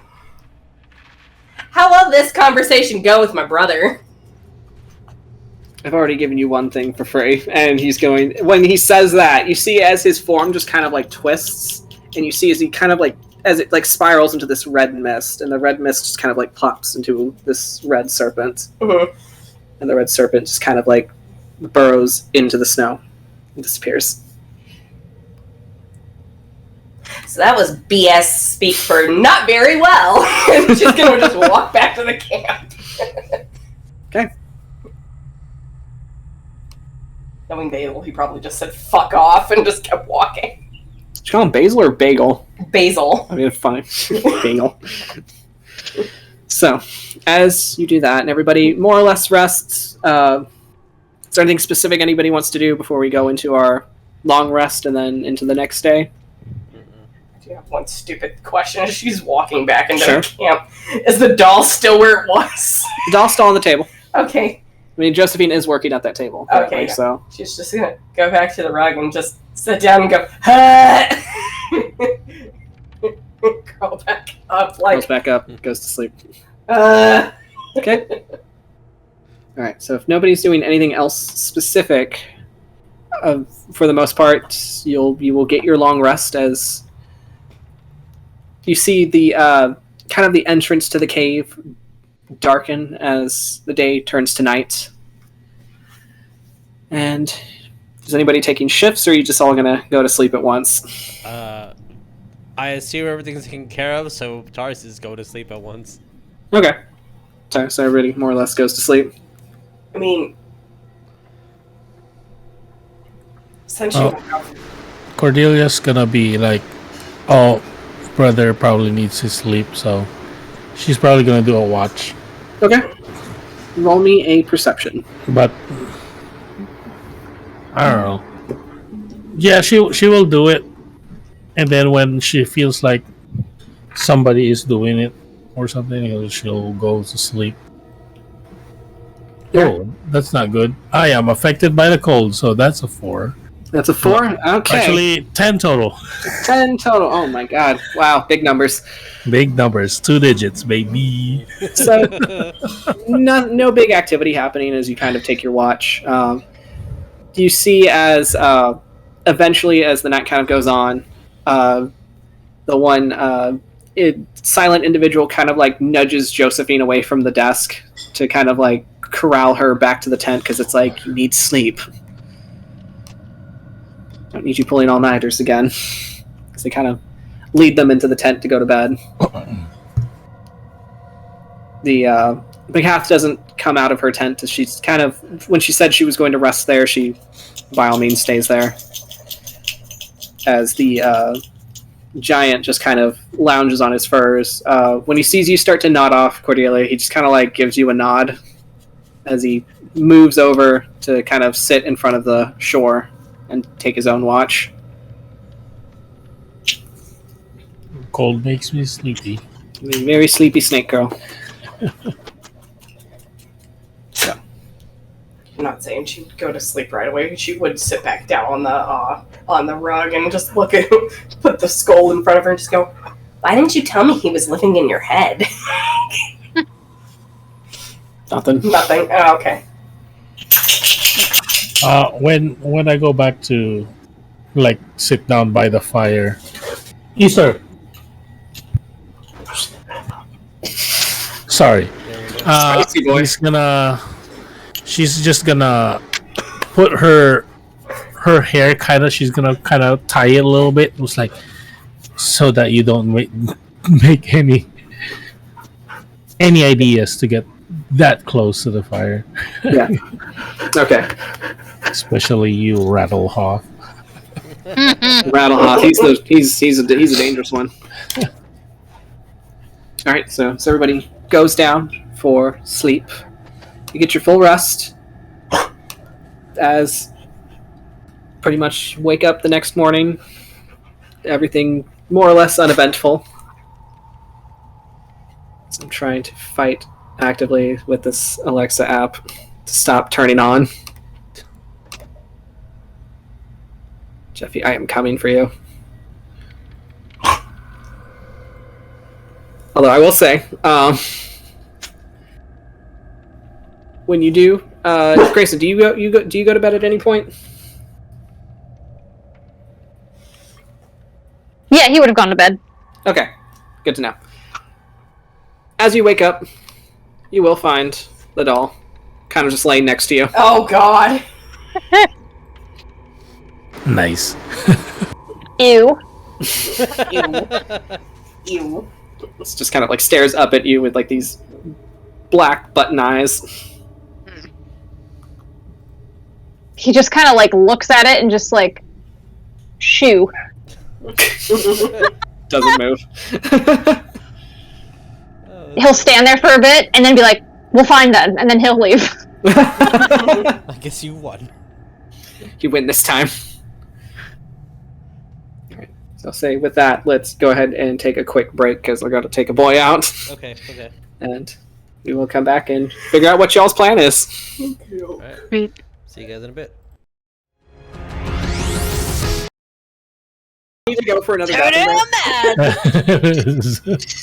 Hi, We guys. should have Welcome gone back. before we left the house. You should. All right. So speaking of bathroom breaks, everybody do their potty breaks and their dot their I's and well, no, cross the I's and dot the T's to make sure you got everything before we start heading out. Since it is now a new day, everybody got a full long rest. Yes. Everybody slept well. There were no weird dreams. However, Greyson did wake up with a strange doll in front of him, but it was feeling a little quirky. What's everybody doing to get ready for their expedition out? Hood up to keep the snakes warm. As you hood up, make sure they're nice and cozy. You get them kind of wrapped in like your little like head wrap to make sure that they are snug. You put your hood up just to make sure no wandering snakes out into the cold. Yes, Patience. Patience is just gonna kind of like bundle up with her little fur coat and Okay. stuff like that. So you're wrapped up. And she's gonna go over to. Oh my god, I feel bad. I want to make sure I got her name. McCaff. McCaff. The cat. Right. She's just gonna ask her. Are you entering the tent, or are you gonna just stand outside it? She's gonna stand outside and she's like, just gonna call out, just like, I have a question. As you kind of like hear her rustle around in there, and she pokes her head out. Yes. What can I do to help get across the icy bits? And she's gonna hold up a little dainty hoof. A little dainty hoof. How can I prevent slippage? Ooh, that's very. I don't know if I have anything for that because I don't have those. I wear boots. I don't even think we have boots that are small enough for you. I suppose you could piggyback on someone. I could piggyback on Tarsius, At but this point, this person's getting up and they'll be making what looks to be tea by the fire pit. Tea sounds great. Yeah. So what'd you say, Patience? I was gonna be like, I could piggyback on Tarsius, but He also has hooves. he also has hoofs. That's a problem. I guess. Is there anything that could fit him that's big enough? Probably not. I'm not sure. I kind of only have enough things for me. This would be a great time to call Grandpa. I'm kidding. I have a deal for you. Get the big boy shoes and I'm in. I mean, I do have winter's clothing that I purchased specifically for this adventure. You do have winter's clothing. Yes, I Yeah, it was mainly for your hooves. Your hoopsies. I got boots. So, He's got winter-esque kind of things fitted for his hooves. They're kind of like ice shoes, but okay, that's good. Okay, then I think. Yeah, she's gonna just run back It's over just to you. Tarsius. Yeah, it's just like okay. well, it's just you and Greyson because Greyson refuses to alter his footwear for anything. She's just gonna kind of like stop and then notice over by Greyson the doll. Anyways, she's just gonna run back over to Tarsius. Can I piggyback? I didn't know that you needed to ask. Well, I could probably slip easily on the ice. This big guy's gonna come sit by the fire with y'all. Just kind of sit cross-legged with like his kind of like a whalebone staff, just kind of like in his lap. So he just kind of like observes quietly. Is Mark still dead to the world? No, he's there. Mm-hmm. Yeah, she's just gonna look at him and just being like, "Thanks for not talking to me last night after what happened." What happened? She's like, oh, you don't know. I remember you taking a nap, and you stayed there for a very long time. I talked to Grandpa. You what? And that's she's just gonna just put it like You that. what? Is the skull like immediately like floats out of your hands? And it's just like kind of like in your face. You what? Relax, I didn't accept That's any the one deals. person you're not supposed to talk to. I know, and I didn't accept any deals. Why are you yelling at me? You're yelling at me! Tarsius is gonna hold up his finger. Why is there yelling? No reason, nothing. Oh yeah, you're gonna see Hawkins like sleeping up against this. Like he took out his extra shirt and like rolled it up behind his head, and he's like sitting there, and he's like, okay, it's loud. All right, time to get up. Yep. Time for uppies. Cat. As McCath will leave her tent and just kind of go over here to start kind of prepping things, to putting things in a bag.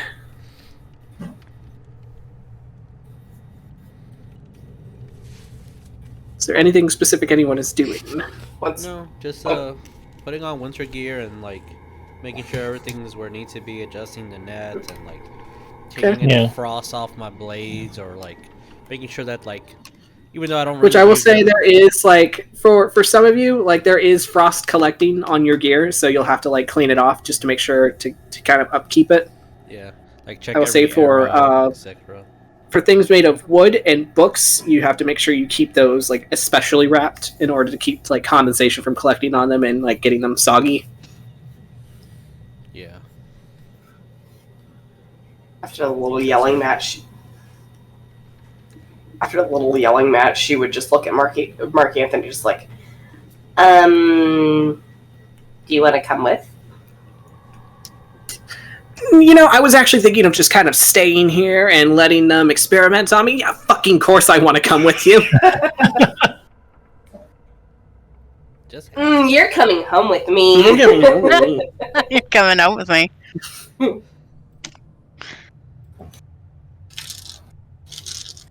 Gonna find that little rat bastard. I'm gonna bite his ear off for leaving me in the snow. I don't think he did it on purpose. No, but I'm pretty sure he said something to the dragon to get it to attack us. As he always does. Why are you calling me out? If it walks like a duck and it quacks like a duck, it's Cole cashing a check with his ass that, you know, Yeah. clearly he can't afford. Yep.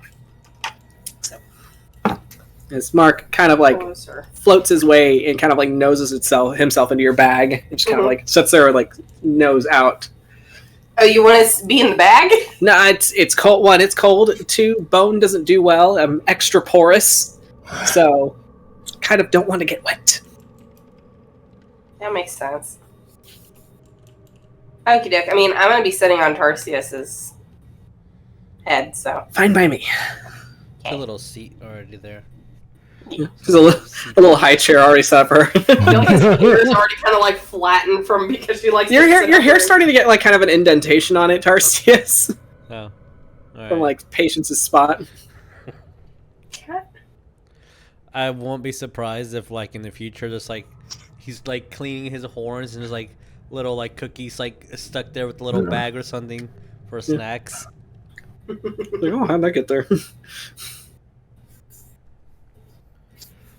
So, while you guys are all kind of like stealing yourselves, getting your gear ready, McCath would have like grabbed a few things from the table, then kind of run back into her tent just to grab some more things, or at least from what you assume is she's just kind of rustling around in there.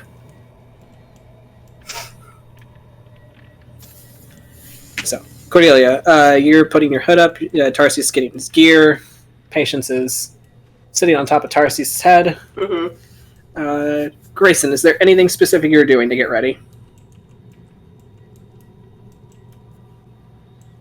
I'm assuming he would have gotten his spell put in that spell book.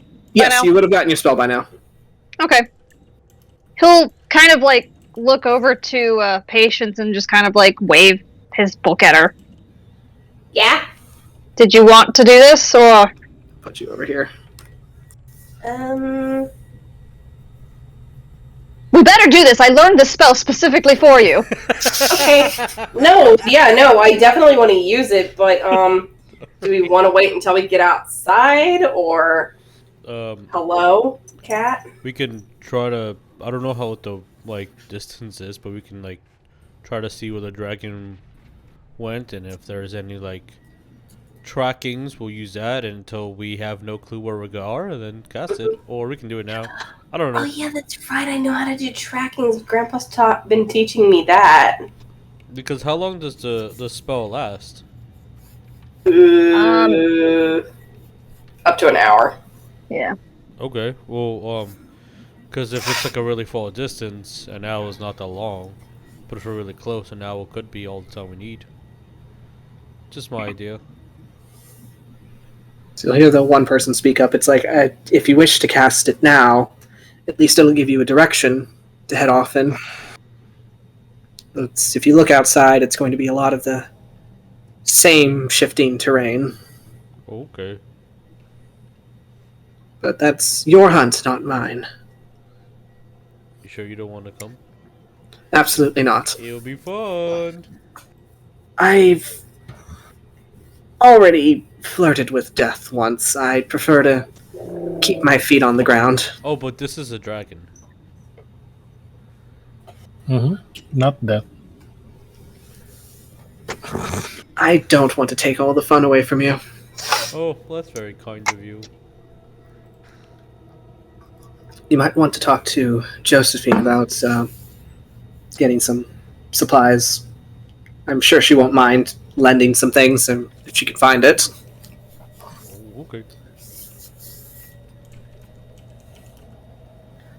As I'll just kind of lean back towards the tent, kind of lift the bottom part of it up, and just be like, "You're going to give them things to send them on their way so they don't die, right?"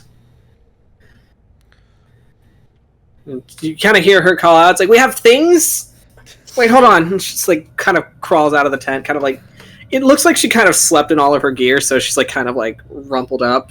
She's kind of smooths out her apron, just kind of fixes the goggles on her head. She's like, "Okay, things. What things? Do we need things?" Not die things, yes, please.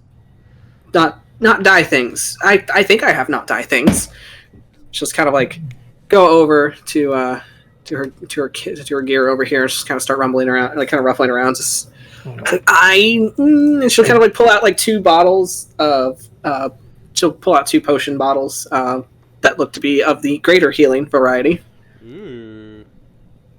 It's you look like you don't have people that know healing spells, so you might need a lot of those. I know healing spell. I know a cure wounds. Oh, all right. She takes 1 potion away. Oh no! Nope. No, wait, actually, no. Tarsius does not lie, so never mind. You're like, oh, okay, that seems fair. Whoops. Should be fine with 1. Yeah, if you all share it, should be fine. If maybe something to help us keep warm. I might have something of that variety, and she'll just kind of look around some more, and she'll pull out what looks to be a small, kind of a white silver ring. Just this should, unless you all want to share it, I don't think all of your fingers can fit in there at once, but this will kind of keep the cold from being too cold. And she'll hand, probably to you, Cordelia, since you're the closest, she'll hand you a ring of cold resistance. Nice. Who wants? I'm gonna kind of look around who wants this. I have a lot of fur, so I think I'll be semi-okay, and I have this gear. I have a I'm jacket. hot-blooded. I have a jacket that Uncle Cow made for me to help me. Which is made, it's kind of with the same schematics of the Ring of Warmth, so. This will be a ring of cold resistance. And she'll kind of pull out, she's like, I did find these on that corpse over there. And she kind of points to the dragon bones and just kind of pulls out two individual arrows. Oh. And she'll hand them over, since you're still closest, Cordelia. She'll hand them to you, also because it looks like you have a bow. I'm putting it in the quiver immediately. Make a note of this. These are 2 arrows of dragon slaying. Oh. Nice. It's like everything else seems to be kind of odds and ends. I have a troll skull if anyone wants it. Oh. It's kind of just taking up space. She just kind of like throws it back in the crate. What? I would say yes, but I don't have extra room in my bag. Because that sounds dope. Oh, I mean, if I see you again, I don't know. I just don't have any real room. Do you have like pitons and like he's gonna like not take out his climbing gear, but like point at it? Like I have my climber's gear and it can help me, but I don't know, maybe like if anyone needs things like that. I think we only have enough for ourselves. However, if you do go on the ice, there should be some people that you might run into. They might be friendly, might not. Depends how you approach them. They're the ice hunters. The few I've run into have been kind of nice-ish. Okay. They might have some gear that you could use to be on the ice. Be on my best behavior. Okay. Who's gonna get the potion? I think Tarsius would be fine without it, just because HP pool. Unless anybody else wants it, I can take it. Yeah. It might be good for Cordelia since you're really Yeah. fast, or Greyson since you're really squishy. True. Maybe I believe Greyson. Hawk and I can take the hits. Yeah. I'm Hawk not wants it. squishy. I am dainty.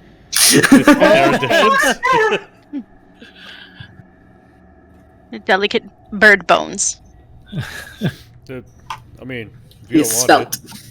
If he had burn bones, he'd be dead by now. Yeah. There. it.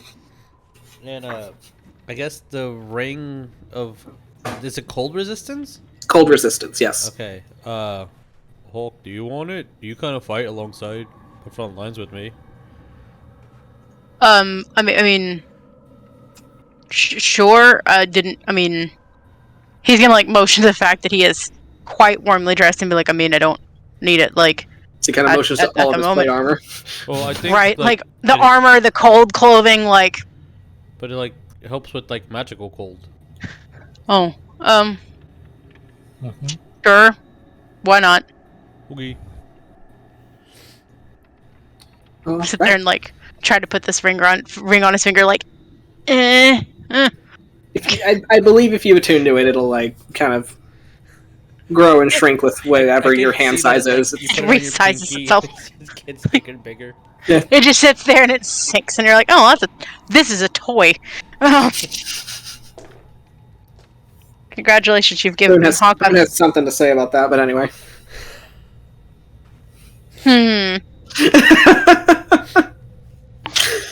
So she's just like, all right, so if you have everything, Frosty will lead you out. Have fun.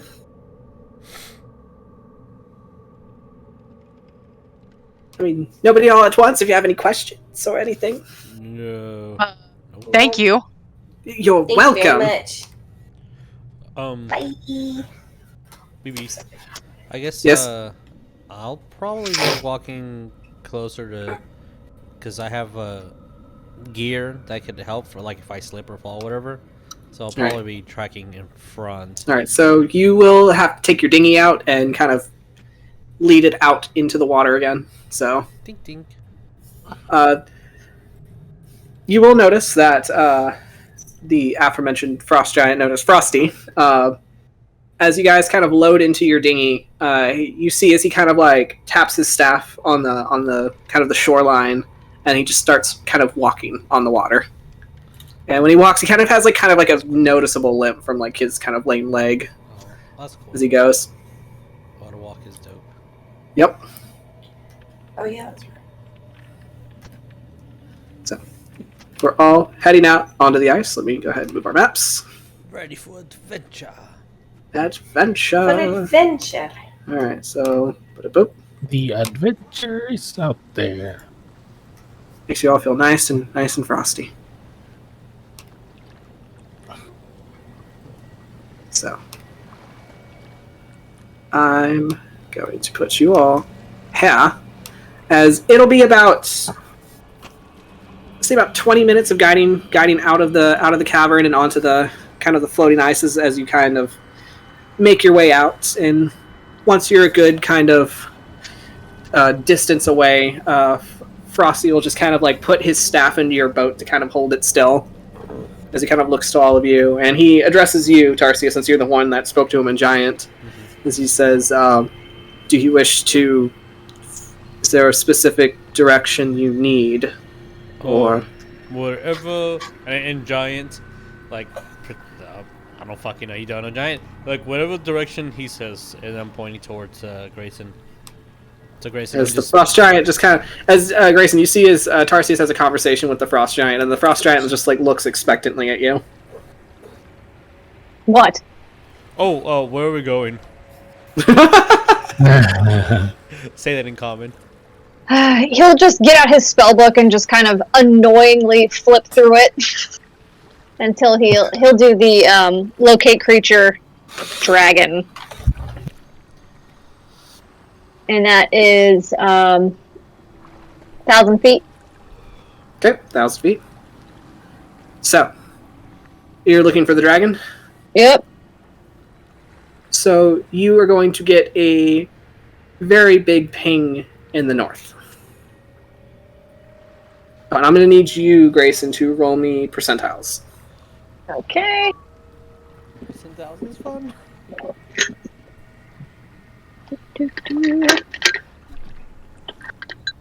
Kath is with you because she's like, I'm gonna kind of, help see you guys out.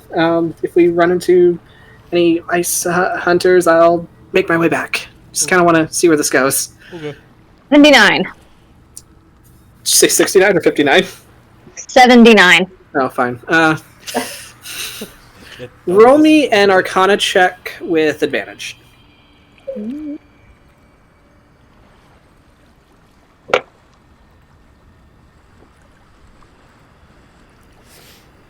That is a 22. Okay. So as you kind of open your spellbook and you kind of tap into your magic, you feel this like sudden surge of like untapped wild magic that you've never felt before when you're doing your spell work.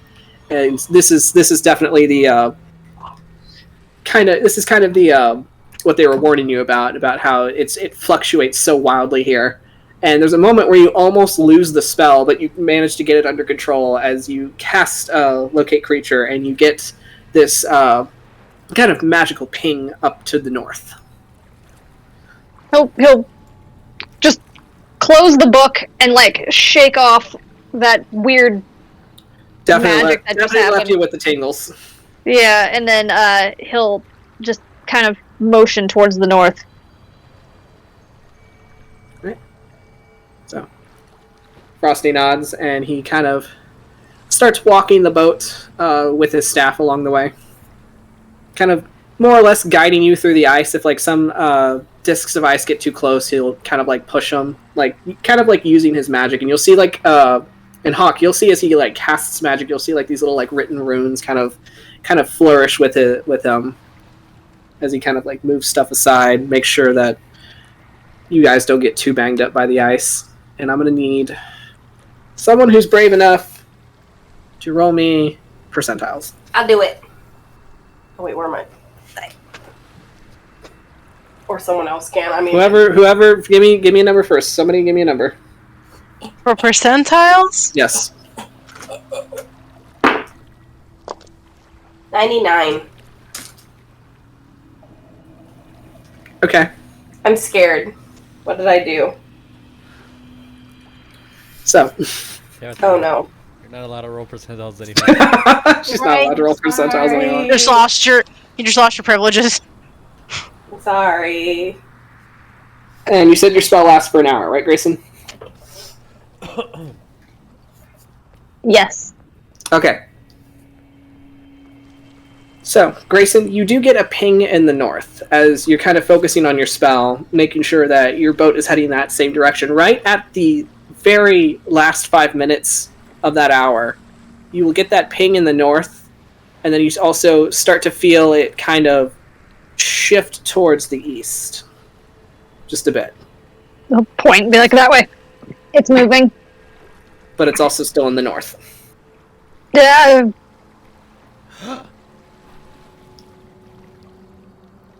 Okay. You use both hands that way. He points north and then he points east. Like, that way. What? That doesn't make any sense. Is it? Would you asking for a specific color of dragon or a specific dragon? Well, it can only be the dragon that he's seen, and then that one. Okay. Okay. Wait, so you're getting 2 different locations, or in this general location, like in between your fingers? I think it's... Is it both locations? You're getting pings. You got pings in both locations before the spell just kind of fizzled out. Yeah. Well, both. That doesn't make any sense. Unless, and looks towards Cordelia, you remember that comic book that we were reading, and then it wasn't Mr. Sinestro, it was his evil twin, and there was 2 of them, but then it wasn't his evil twin because it was his clone. Dragons have achieved cloning technology.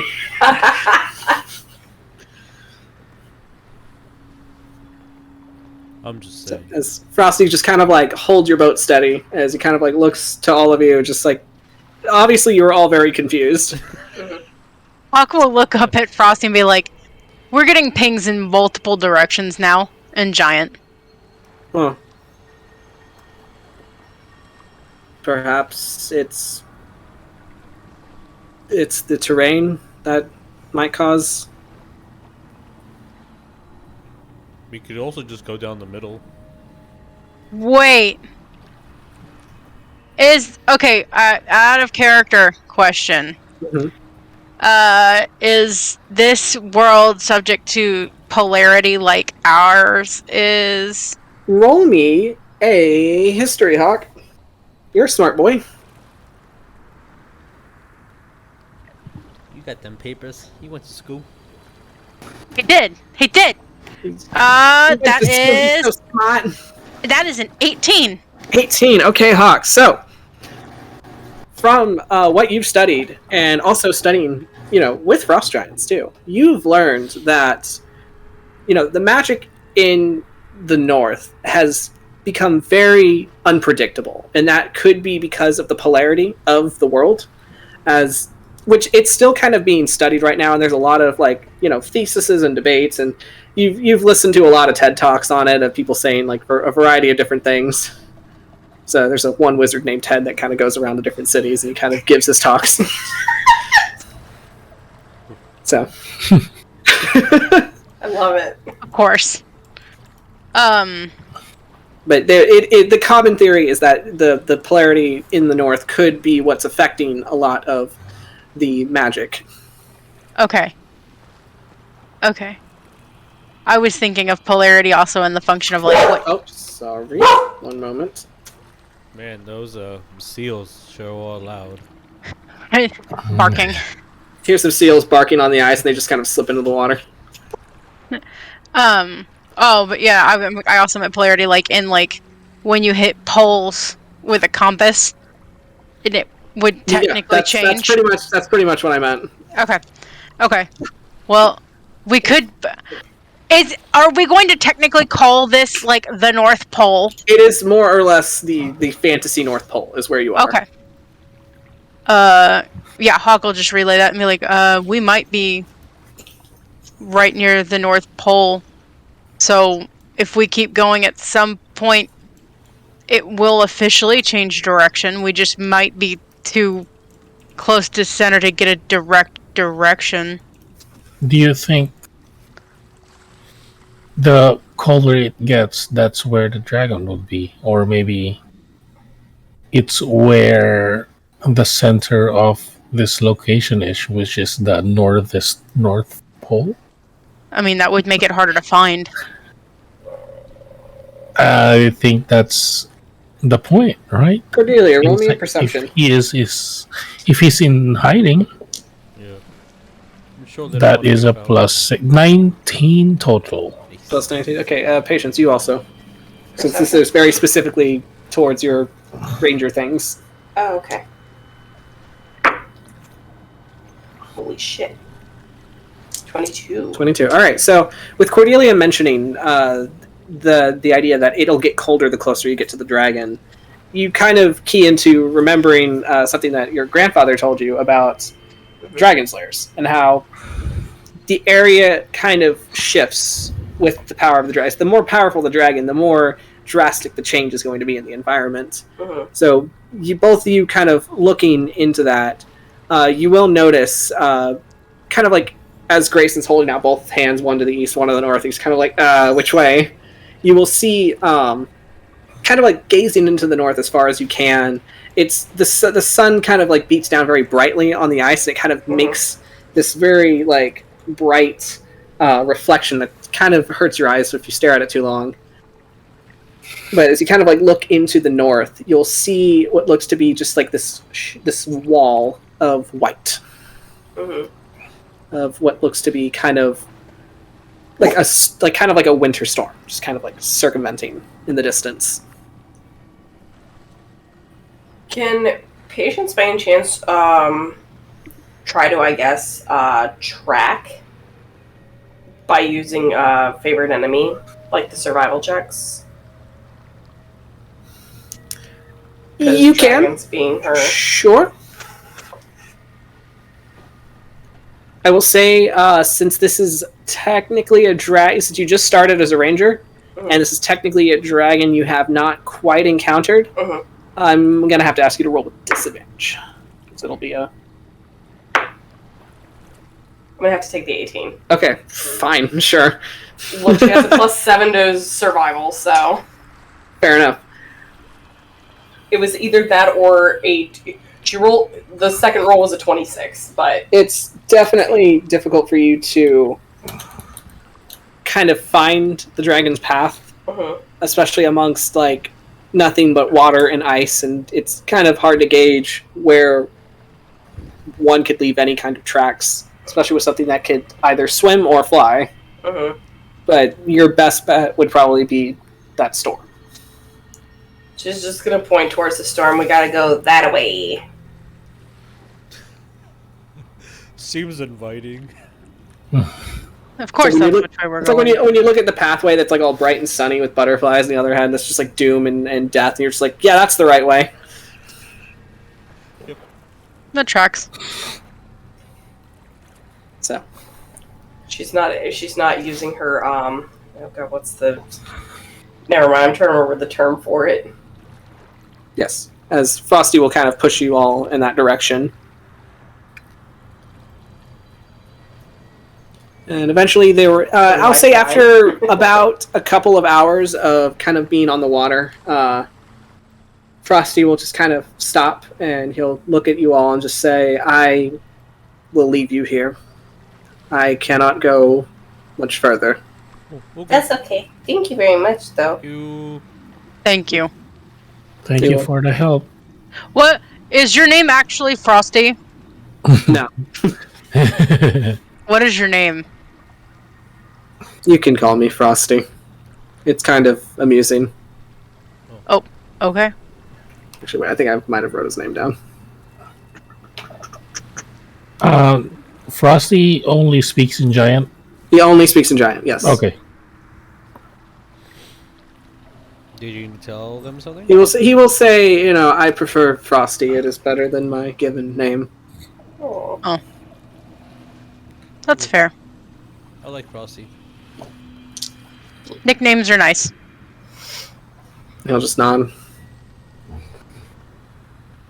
Thank you, Frosty, for getting us this far. Yeah. And he will nod again, and he'll just kind of like, using his staff, just kind of like shove you forward Oh. to give a little boost. I will wave. Kind of like, Yep. He will kind of give a little awkward wave back and just kind of turn around and walk back the way he came. As you guys head forward, I'm going to need everybody to roll me a perception. Perception. As I I'm going to just use the one map we have because this entire terrain is going to look the fucking same no matter where we go. So y'all are going to deal with that. Goodbye, Natural 2023. 23. Okay. Hawk rolled a 6. Good job, Oh, Hawk. baby. It's very bright, and like the ice keeps moving, and you're like, ooh. I can imagine it's 16. like the sun's like 16? hitting Okay. on the ice. So Yeah, it's not it's not pleasant. Reflect. That's awful. Yeah, 23 for me as well. Glare. Yeah. 23 for Cordelia. What'd you get, Tarsius? 16. Alright, so I'll say for 16 and up, you guys kind of start to notice as there are some parts of the ice, like in different area, like, you know, one to the west, one to the east, and then like one to the south. Is who's rowing? is the question. Tarsius and Hawkeye. And Hawk. Yeah. I need both of you to roll me athletics. Oh god, guys. Yeah, I'm good at that. Here we got this. We got this. We can do this time. That's a 7. Oh, It was at a nat 20 and then boop 2. I got a nat 1 for a 9. Y'all. Yeah. As you guys are kind of dealing with the same issues of finding your rhythm and trying to match your strength, so you're not having to like go out of counter, like you're not like, so you can like counterbalance each other. It's kind of difficult, and it's definitely you're moving a lot slower now that you don't have the giant aiding you on your travels. I will say you are rowing, just not as fast as you want to. Beautiful. Don't worry, it's not cold outside or anything. As you Right. for We're 16 up, you will spot Hawk. You're so busy trying to focus on like matching Tarsius. You're like watching his oar, and you're trying to like kind of match the rhythm at the same time. I have to think that this little dinghy, like the both of us, like sitting next to each other, Yes, are like, really ugh, Yeah, like you are like bro, a wall. Our oars keep hitting each other. our elbows, like, You're like excuse me. Sorry. sorry. And then We're both too too busy fucking apologizing polite. to each other. Yeah. You're We're too busy elbow each other, you're like, apologizing. oh my bad, bro. Sorry. Patience, I'm assuming while it's going on, Patience is getting jostled around on Tarsis' head. She's just like, maybe I should just fly. And well, like after a while, I'm like, maybe it's better if you take turns instead of doing it at the same time. So they both look at each other and try to share a single thought.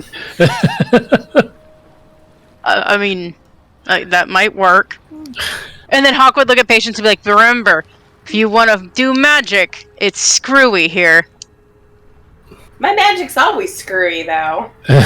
Okay, but it could be screwier. Or Screwy. whatever. For the Gluey. perceptions, I will say you.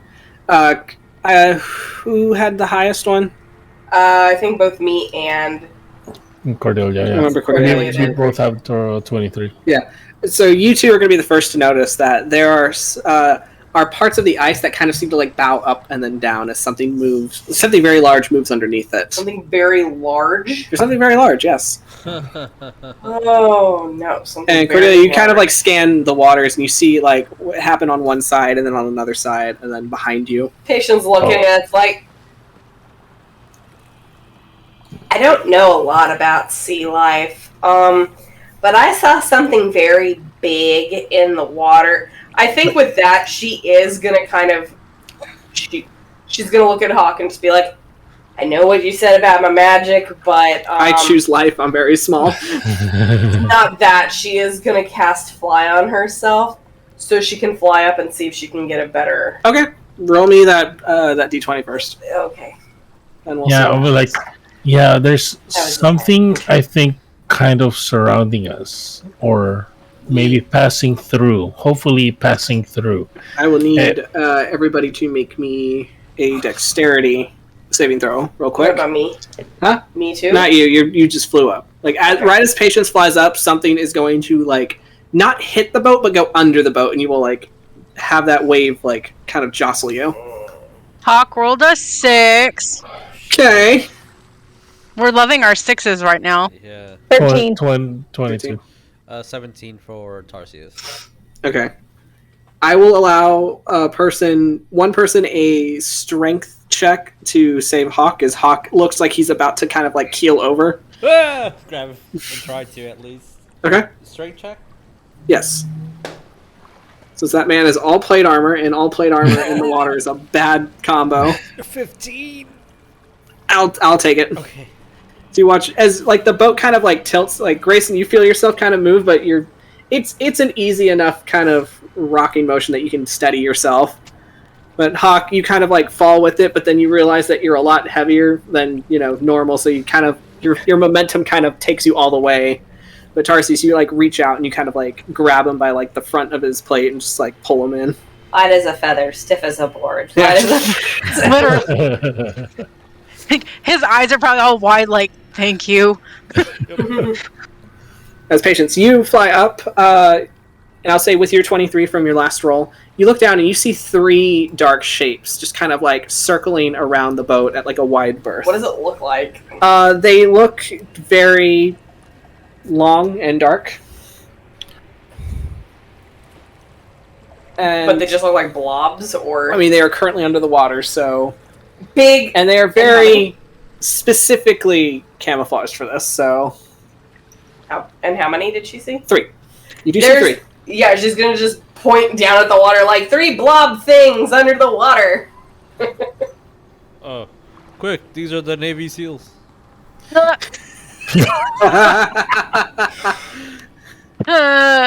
would be nice. Well, I'm gonna look at everyone. Don't stand up. That's gonna make things worse. And then he's gonna take out his bow and like. All right, roll me perception. Okay.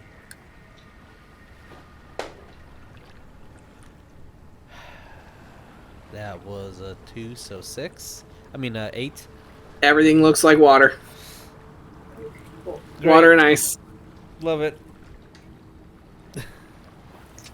Like, yeah, Hawk will have, like, sat there and, like, fish around for a second, like, weapons. And then he's like, sword, probably not good here. Axe, maybe. Like, shield, peeks over side of boat. Oh, sorry. Macath is like, should we keep moving or do we stay still? Like, what's the... Keep moving. Oh, shit, you're right.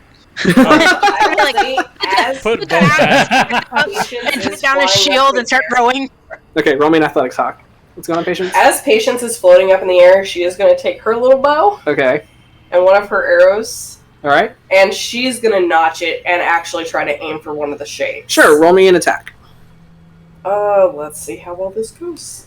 Since his cashing checks over here. I got a dirty 20 for Hawk rowing. All right, perfect. You now that you're not trying to keep time with Tarsius and like you're awkwardly like elbowing each other and you have the room to move, you're like, oh, okay, this is a lot easier now. Dirty 20. That will hit. Okay.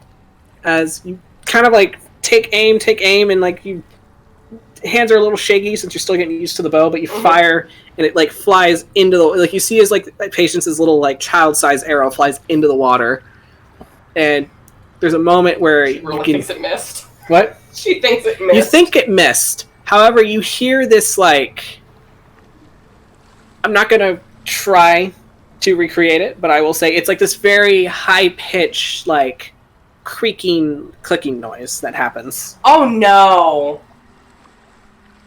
Me as a That child sounds like who a- loved a lot of zoo books.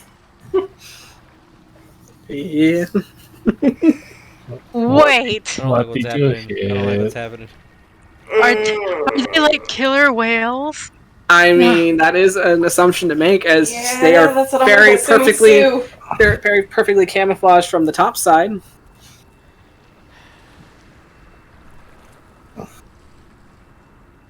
So They are assholes. Yes, they do that hunt too. for sport.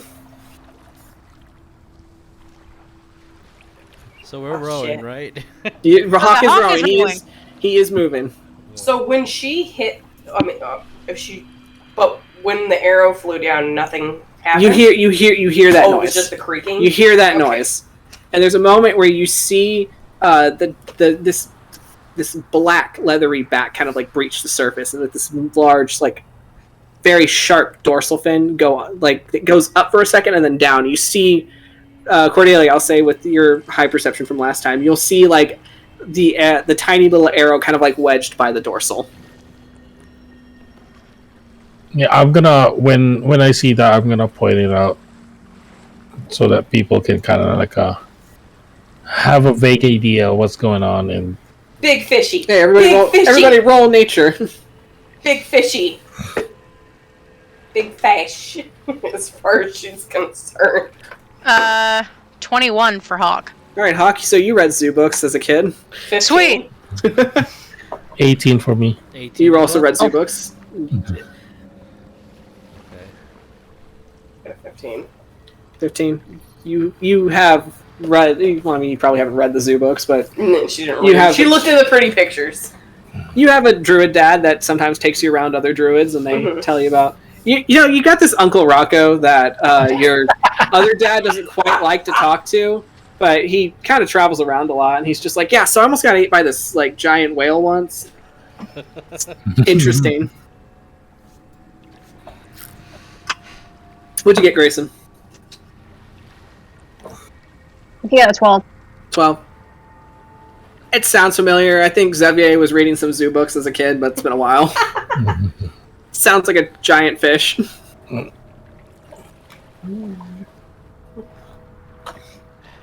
So, all right. So Hawk is rowing. Patience just fired at it. What's everyone else doing? I am taking my bow out. That will lower my AC to 15 Okay. because shield is gonna be in my back. As I was saying, they haven't attacked you yet, but they are Yeah. circling around your boat at like a wide berth. I'm just getting ready. Okay. See. I guess I'm just eyeing one. If it comes close, I'm gonna try to like Mm-hmm. outstrength it, which is a stupid idea, but Silly idea, but I like it. yeah, that's the only. Shit in the nose or something. Now that I know it's fishes, I don't want to hurt the fishies. I just You want to fucking hear this is like the apex predator Don't that worry. hunts moose for a living. Like, I don't want to Feel fuck like with it. these guys. Yeah. I feel kind of like she feels kind of like a dick for hitting it now that I mean, you shouldn't. They're kind of I mean assholes. they're dick. Yeah, they're asshole. They are attacking Mammals. us. It's more like they're scoping you out. So now that you guys know what they are, I will kind of show them. Awesome. I know I attacked it, but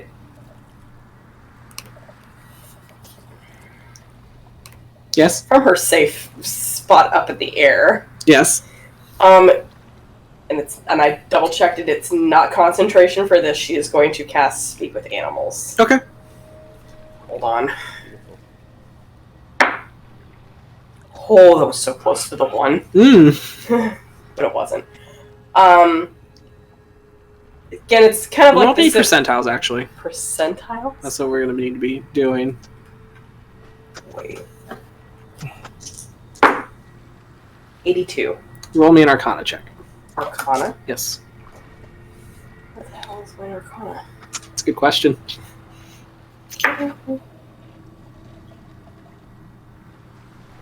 19. Okay. So because you're kind of like working two spells at once, so it's Yeah. like you cast that one, you kind of like feel that weird tingly like surge of like wild magic that usually happens whenever you feel like you're gonna like kind of lose control over it, but Mhm. and then it kind of like keeps continuing on past the normal point when you're pretty sure you have control of the spell. Mhm. And you just kind of have to like shake that tingle loose before you manage to like cast Speak with Animals. Mhm. And what do we do now that you have cast that? She's gonna try talking to the killer whale that she hit. Okay. One immediately apologized for attacking it. It's like, I'm sorry for hitting you, but you kind of spooked us. We're not food. We're trying to find my dad. Have you happened to seen another tiefling like me? That looks like me. So you ask all of that, and like you hear like all these like weird like clicking noises coming out of Patience. She talks to this whale. Dory talking to Wow. You speak into this whale, and there's a moment where it's like dead silence, and then the whale pokes its head out of the water and goes, "What?" This is underwater. She's just gonna still keep her distance a little bit, kind of float down. It's like, I'm sorry for hitting you. You kind of spooked us. Yeah, it was kind of rude of you. Oh my god. Oh my Sense. Yeah, it's like, please don't hunt or try to eat us. Please, we're trying to find my dad. You're telling us not to hunt or eat. That's what we do. Yeah, but it would be a very bad time. Just letting you know. Roll me a persuasion. God. Oh, baby, come on. Uh-oh. 22. Well, he kind of like looks up at you with like, because you're like staring at it. You think like the little white patch is its eye, but you look under it and you see like the tiny beady black eye, and you're like, oh, there's its eye. So it like stares up at you, and it's just like, I mean, I can remove the arrow. I mean, is the arrow still stuck in it? Yeah, you had the arrow like right in there. Yeah. If you promise not to bite me, I'll remove the arrow and I'll heal you. You know, it's fine. It's. I mean. Don't want to bother you. You know, it's not the worst thing to happen to us. Have you noticed the dragon in the area? Oh yeah, absolutely. It's. Oh yeah. Oh yeah. You betcha. Oh, you yeah. betcha. There's a real big dragon out here. Yeah. You might want to be careful now. Yeah, we encountered it already. We're actually trying to find it because, again, wherever it is, my dad probably is. Oh, I suppose there. if you go straight on, it's right over there. Are you sure? Yeah, Sure? You might want to look out for them ice hunters because they are real pokey sticks. Okay. Well, thank you for that warning. All right, bye now. I'm gonna go hunt.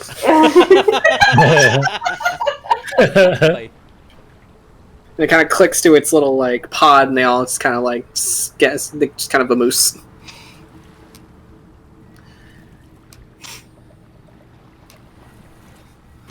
Spakath is just like, oh, you guys are really big on conflict resolution, aren't you? We try. Why hurt or kill things if you don't have to? I mean, Hawks has S.A. Rose. but what's gonna happen if you come across something that's like not gonna agree with you or? They're reason? gonna wish it. They're gonna regret that. Yep. Well, if we don't have a choice, then we choose the violence. You're really scary. Huh? You're really scary. Oh, I was talking to my snake. See a little tss from your hood. Sever snake likes to talk. So, Is that like the white streak equivalent for the snakes? That's the silver, the only silver one. also, I'm sorry. I have to make a critique here. How come you don't have a snake named Liquid? No, I don't know. Come on. Or solid. Or solid snake. Come on. God. All right. Yeah, patience will So just as you go all back down. Just continue on. I'll say, Hawk, you get quite some good distance with your very good athletic roll from the rowing, as it looks like you guys have found a good system to get to move quite smoothly. So I would say after a couple of hours, undisturbed now, as it seems the whales have kind of more or less left you alone, as you head towards this basically just wall of winter storm, you make your way to what looks to be this massive glacier kind of sticking out in the sea. And it's the only one that doesn't seem to be kind of drifting aimlessly. So let me put you all here. Oh, that's that's quite, yeah, that's beautiful. As to be this honest. Yeah, it sits, is. yeah. As this sits Ominous. just like on kind of like the precipice of the storm itself.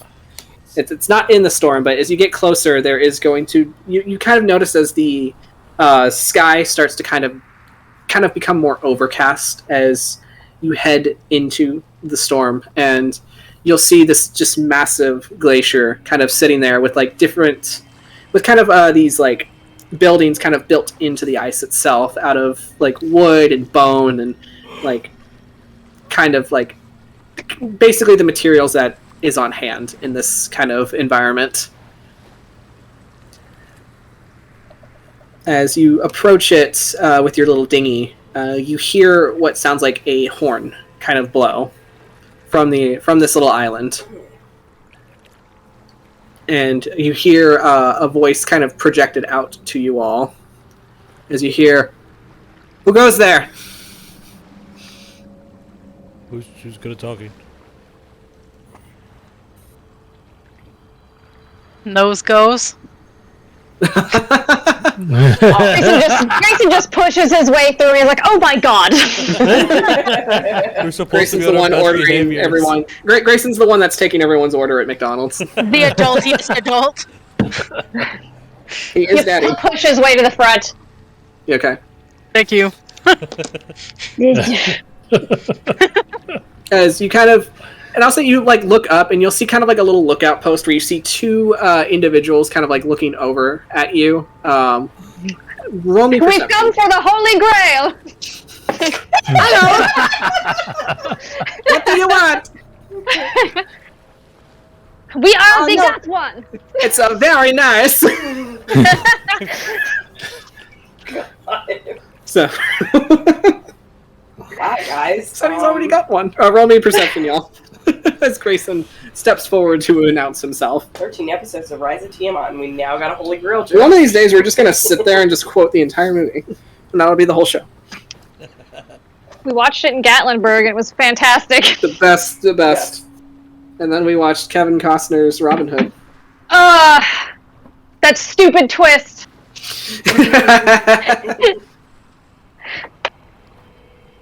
I almost threw hands at Vic. Are you kidding me? What are y'all's perceptions? 9 for Tarsius.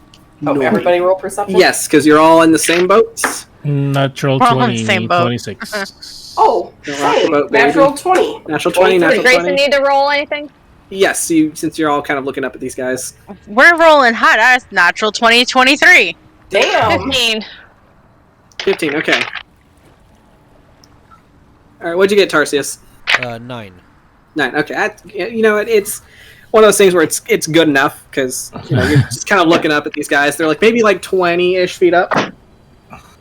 And you will see one kind of like aquatic-looking person kind of like looking down at you all, kind of like holding like a spear. And he's got like these like, it's kind of like blue-tinged skin with like these like fins coming out of the side of his face. And the other one you see is a Minotaur, as they're kind of like looking down at you. And Greyson, as you are the one that is basically making yourself known, they're just kind of like looking at you like, so who are you? Lord Grayson, Phoebus Tataric, and who are you? We're the guards that kind of guard this place. This is Well, the take me to your lord. we don't got one of those, but yeah, sure. Well, who's your employer? What is his name? His name is Boss. With it. Our employer's name is Boss, and he'll just kind of like throw a rope ladder down for you all. Okay. Okay. How high up is it? It's about 20 feet up. He'll teleport up there. Okay, as you teleport up there, Don't do ladders. you don't do ladders. Tarsius is gonna hold the rope so it's like taut, so like everybody can. Yeah, I don't want to pull a Steve Bonnet where we're just like swinging wildly. Like, Patience is gonna hold on. Is now back on her little car seat. car seat, which is Tarsius, and All right, let me put you all. Is this place? All right, so let me put you guys on the map.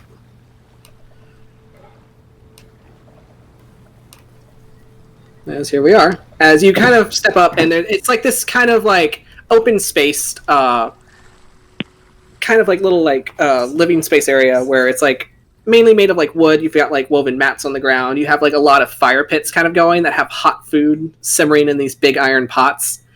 and you'll see like a lot of the individuals here seem to be Minotaur. It's mainly made up of like Minotaur and like these aquatic looking people.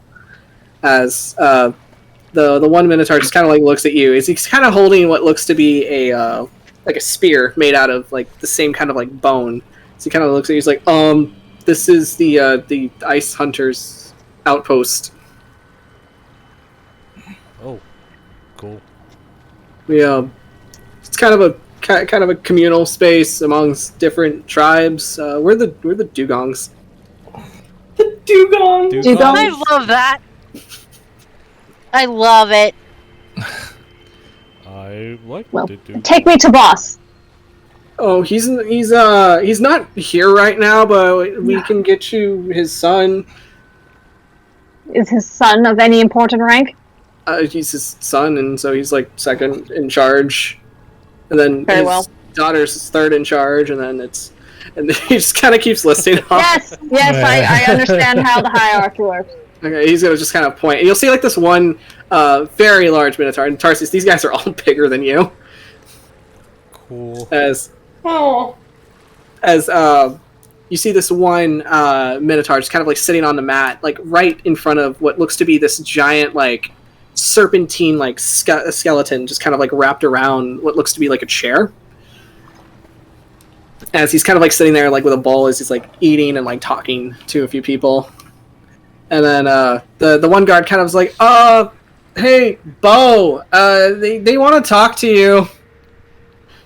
And like he's like this like big shaggy Minotaur with like white fur that kind of like flops down in front of his eyes, and he's got like these little speckled like white spots along like his arms. So he looks up and he's kind of like moves his hair, but he's like, oh, okay, and he gets up and I'll like walk over to you guys, just like, hi. I'm Bo. Hey, I'm Tarsius. Hello. Oh, hi. Oh, you're like a little fella, and he just kind of like gives you like a little like a little light punch on the shoulder. Ah, thanks. Are you still growing into your horns, or? Yeah. I'm like 20 something, so I'm still young and. Oh yeah, you got time. Yeah. So he'll just kind of like look at you, Greyson. So what can I help you with? You seen a dragon around here? Yeah, we've seen a dragon. Do you know where it went?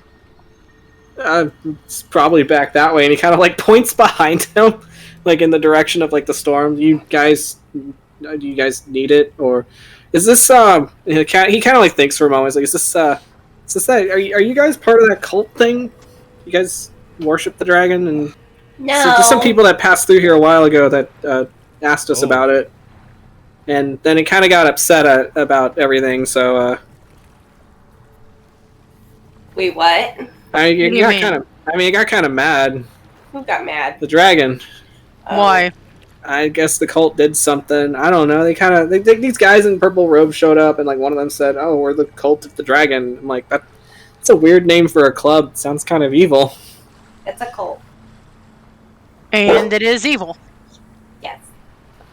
Not to interrupt, you didn't by any chance to see an individual that kind of looks like me, like a tiefling? I've seen her, and he kind of points at McCath. But no other tieflings? No. Deflates. I mean, we're not the only like group of hunters on the ice. I mean, maybe whoever you're looking for ran into some other ones. I mean, they're not as nice as us, but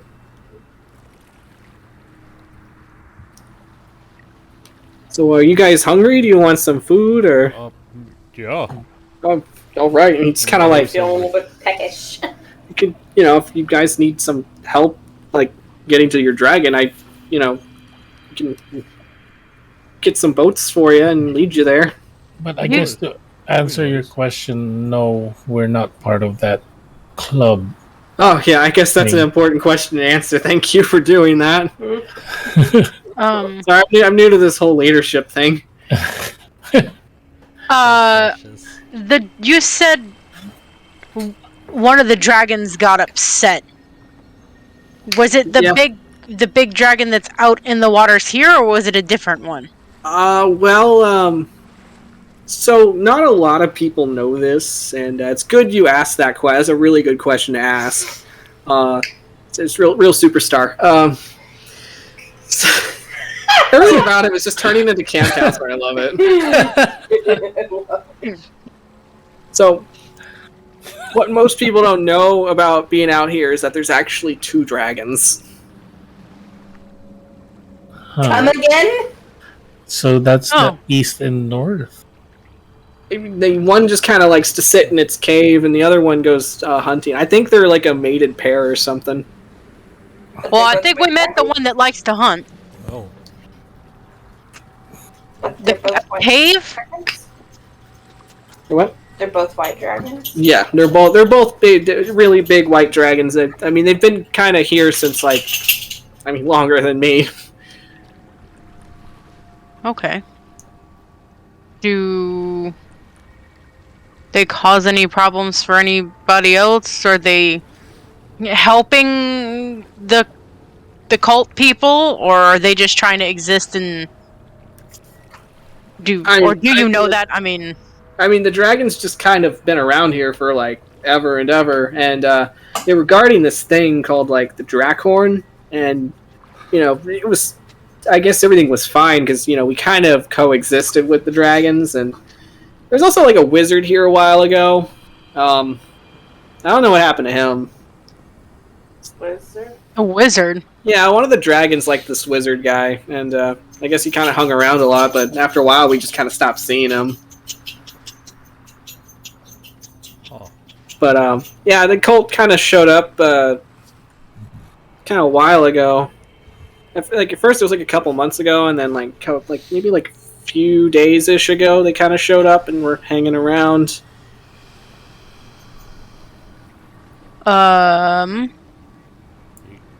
You gotta track them down. Yeah. You said the Drakhorn is here, Yeah, it's in the dragon's lair. That's where they keep it. which is, I'm assuming, where the homebody half of that mated pair is. Yeah. Great. I'm gonna Ooh, look get that towards one. Cordelia and try to whisper, I was almost right. It's not evil twins. Aw. Then. They were roommates. Roommates. Roommates? Grandma, this is my roommate of 50 years. They were This is my roommates. roommate of 5,000 years. So he'll kind of like collect some like small like little clay bowls and like start filling it with like this very hearty like soup that looks to be made of like a fish stock with like mushrooms and like different like hearty stuff that he'll just kind of like offer to all of you. I'll eat around the You. fishy parts. So if anybody wants it, then he'll hand it to you. If not, he'll just kind of like set it Yeah. off to the side. She'll sip it. Greyson just looks at it and he's like, "Oh, how rustic." Wow! Yeah, I made it myself.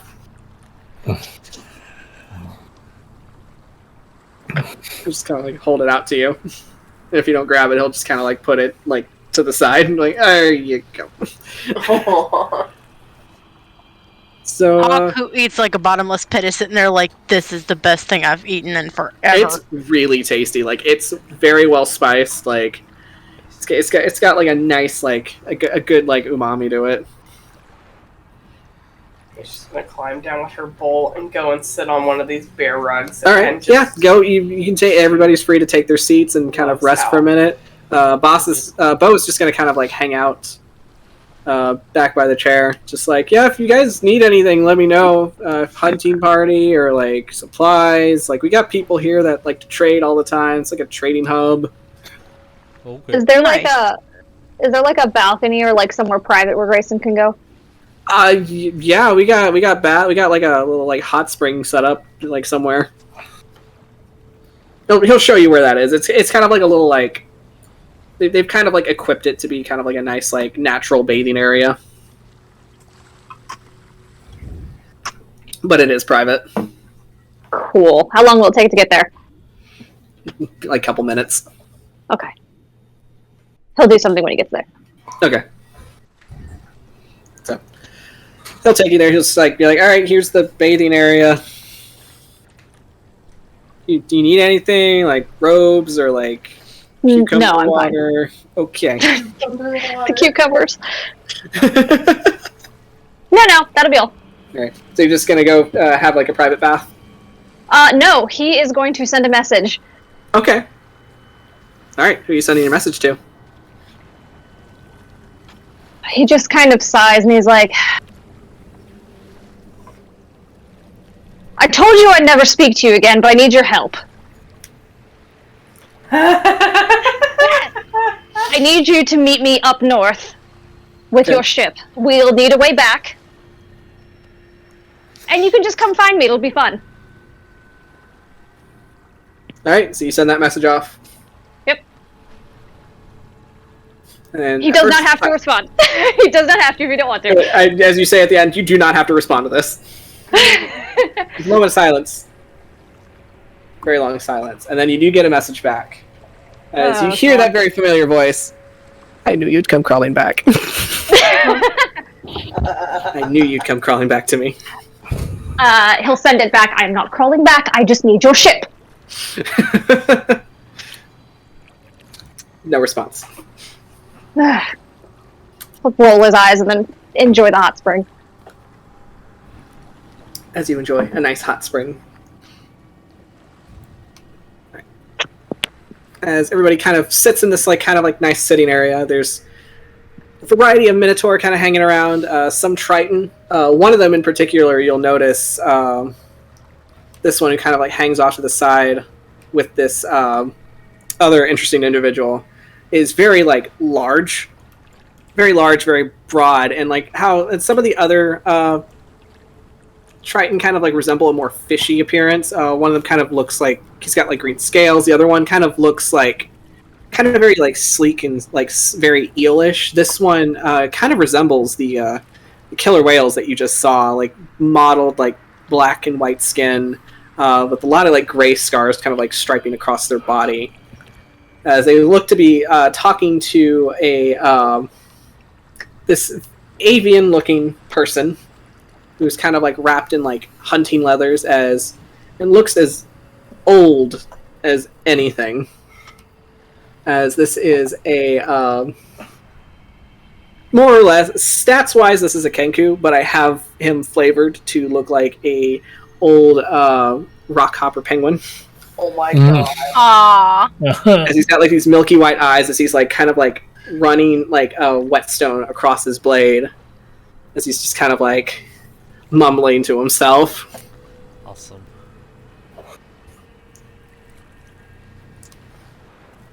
As you guys have entered the Ice Hunter's outpost, and unless anybody wants to do something specific right now, we can this is pretty much where we're going to end the game in this spot. Okay. So, yes.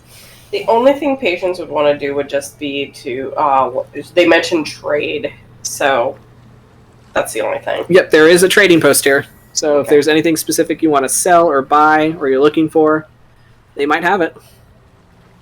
Yeah, she's not gonna. But we don't need to roleplay that, so.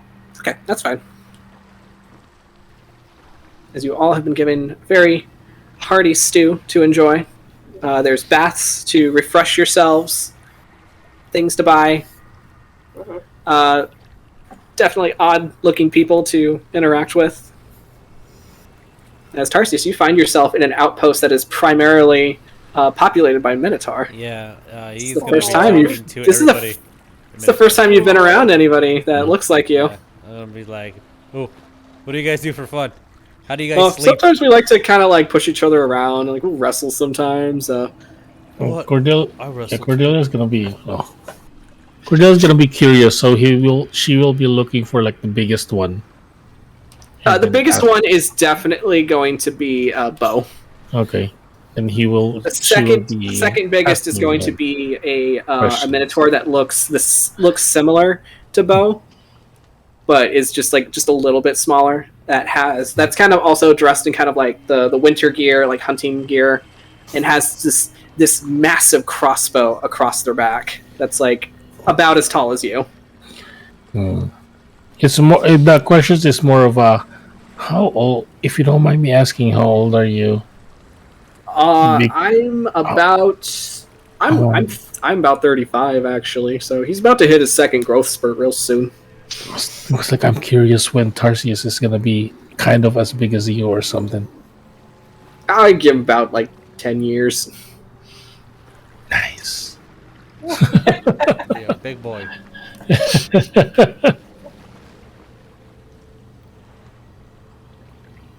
Yeah, I mean, he might be. I mean, probably not as big as me, but like he'll get pretty big. Maybe about as big as my sister, and he kind of like thumbs over to the one that's got like the crossbow across their back. Mm-hmm. That's for the most. But she's just kind of like standing there, arms crossed, just like watching everybody. There's like a snort of steam that comes out of her nose. Mm-hmm. Dumb thought. I'm just excited for my brother to throw me like a javelin. Oh yeah, we can definitely do that. Yeah. With 2 swords in hand. Okay. You said you had a dumb thought, Patience. No, she's sitting there. She's gonna move her little backpack and just sit there, pull out Mark Anthony, sit him on top, and it's like, see, I'm not gonna be like Dad and just keep you in the the bag all the time, you know. I appreciate that very much. She's just gonna sip at her stew. So, all right, and with that, as Greyson sends out a desperate plea for help to somebody that he just Excuse me, can't it's not desperate. It is not desperate. Correction. I just you, want them to you speak. know for a fact that that's exactly how he's reading it, and he's telling his entire crew. In an act of desperation. Yeah. So, cry for help has been sent out to a individual that you will meet in the future, and I will be forced to roleplay.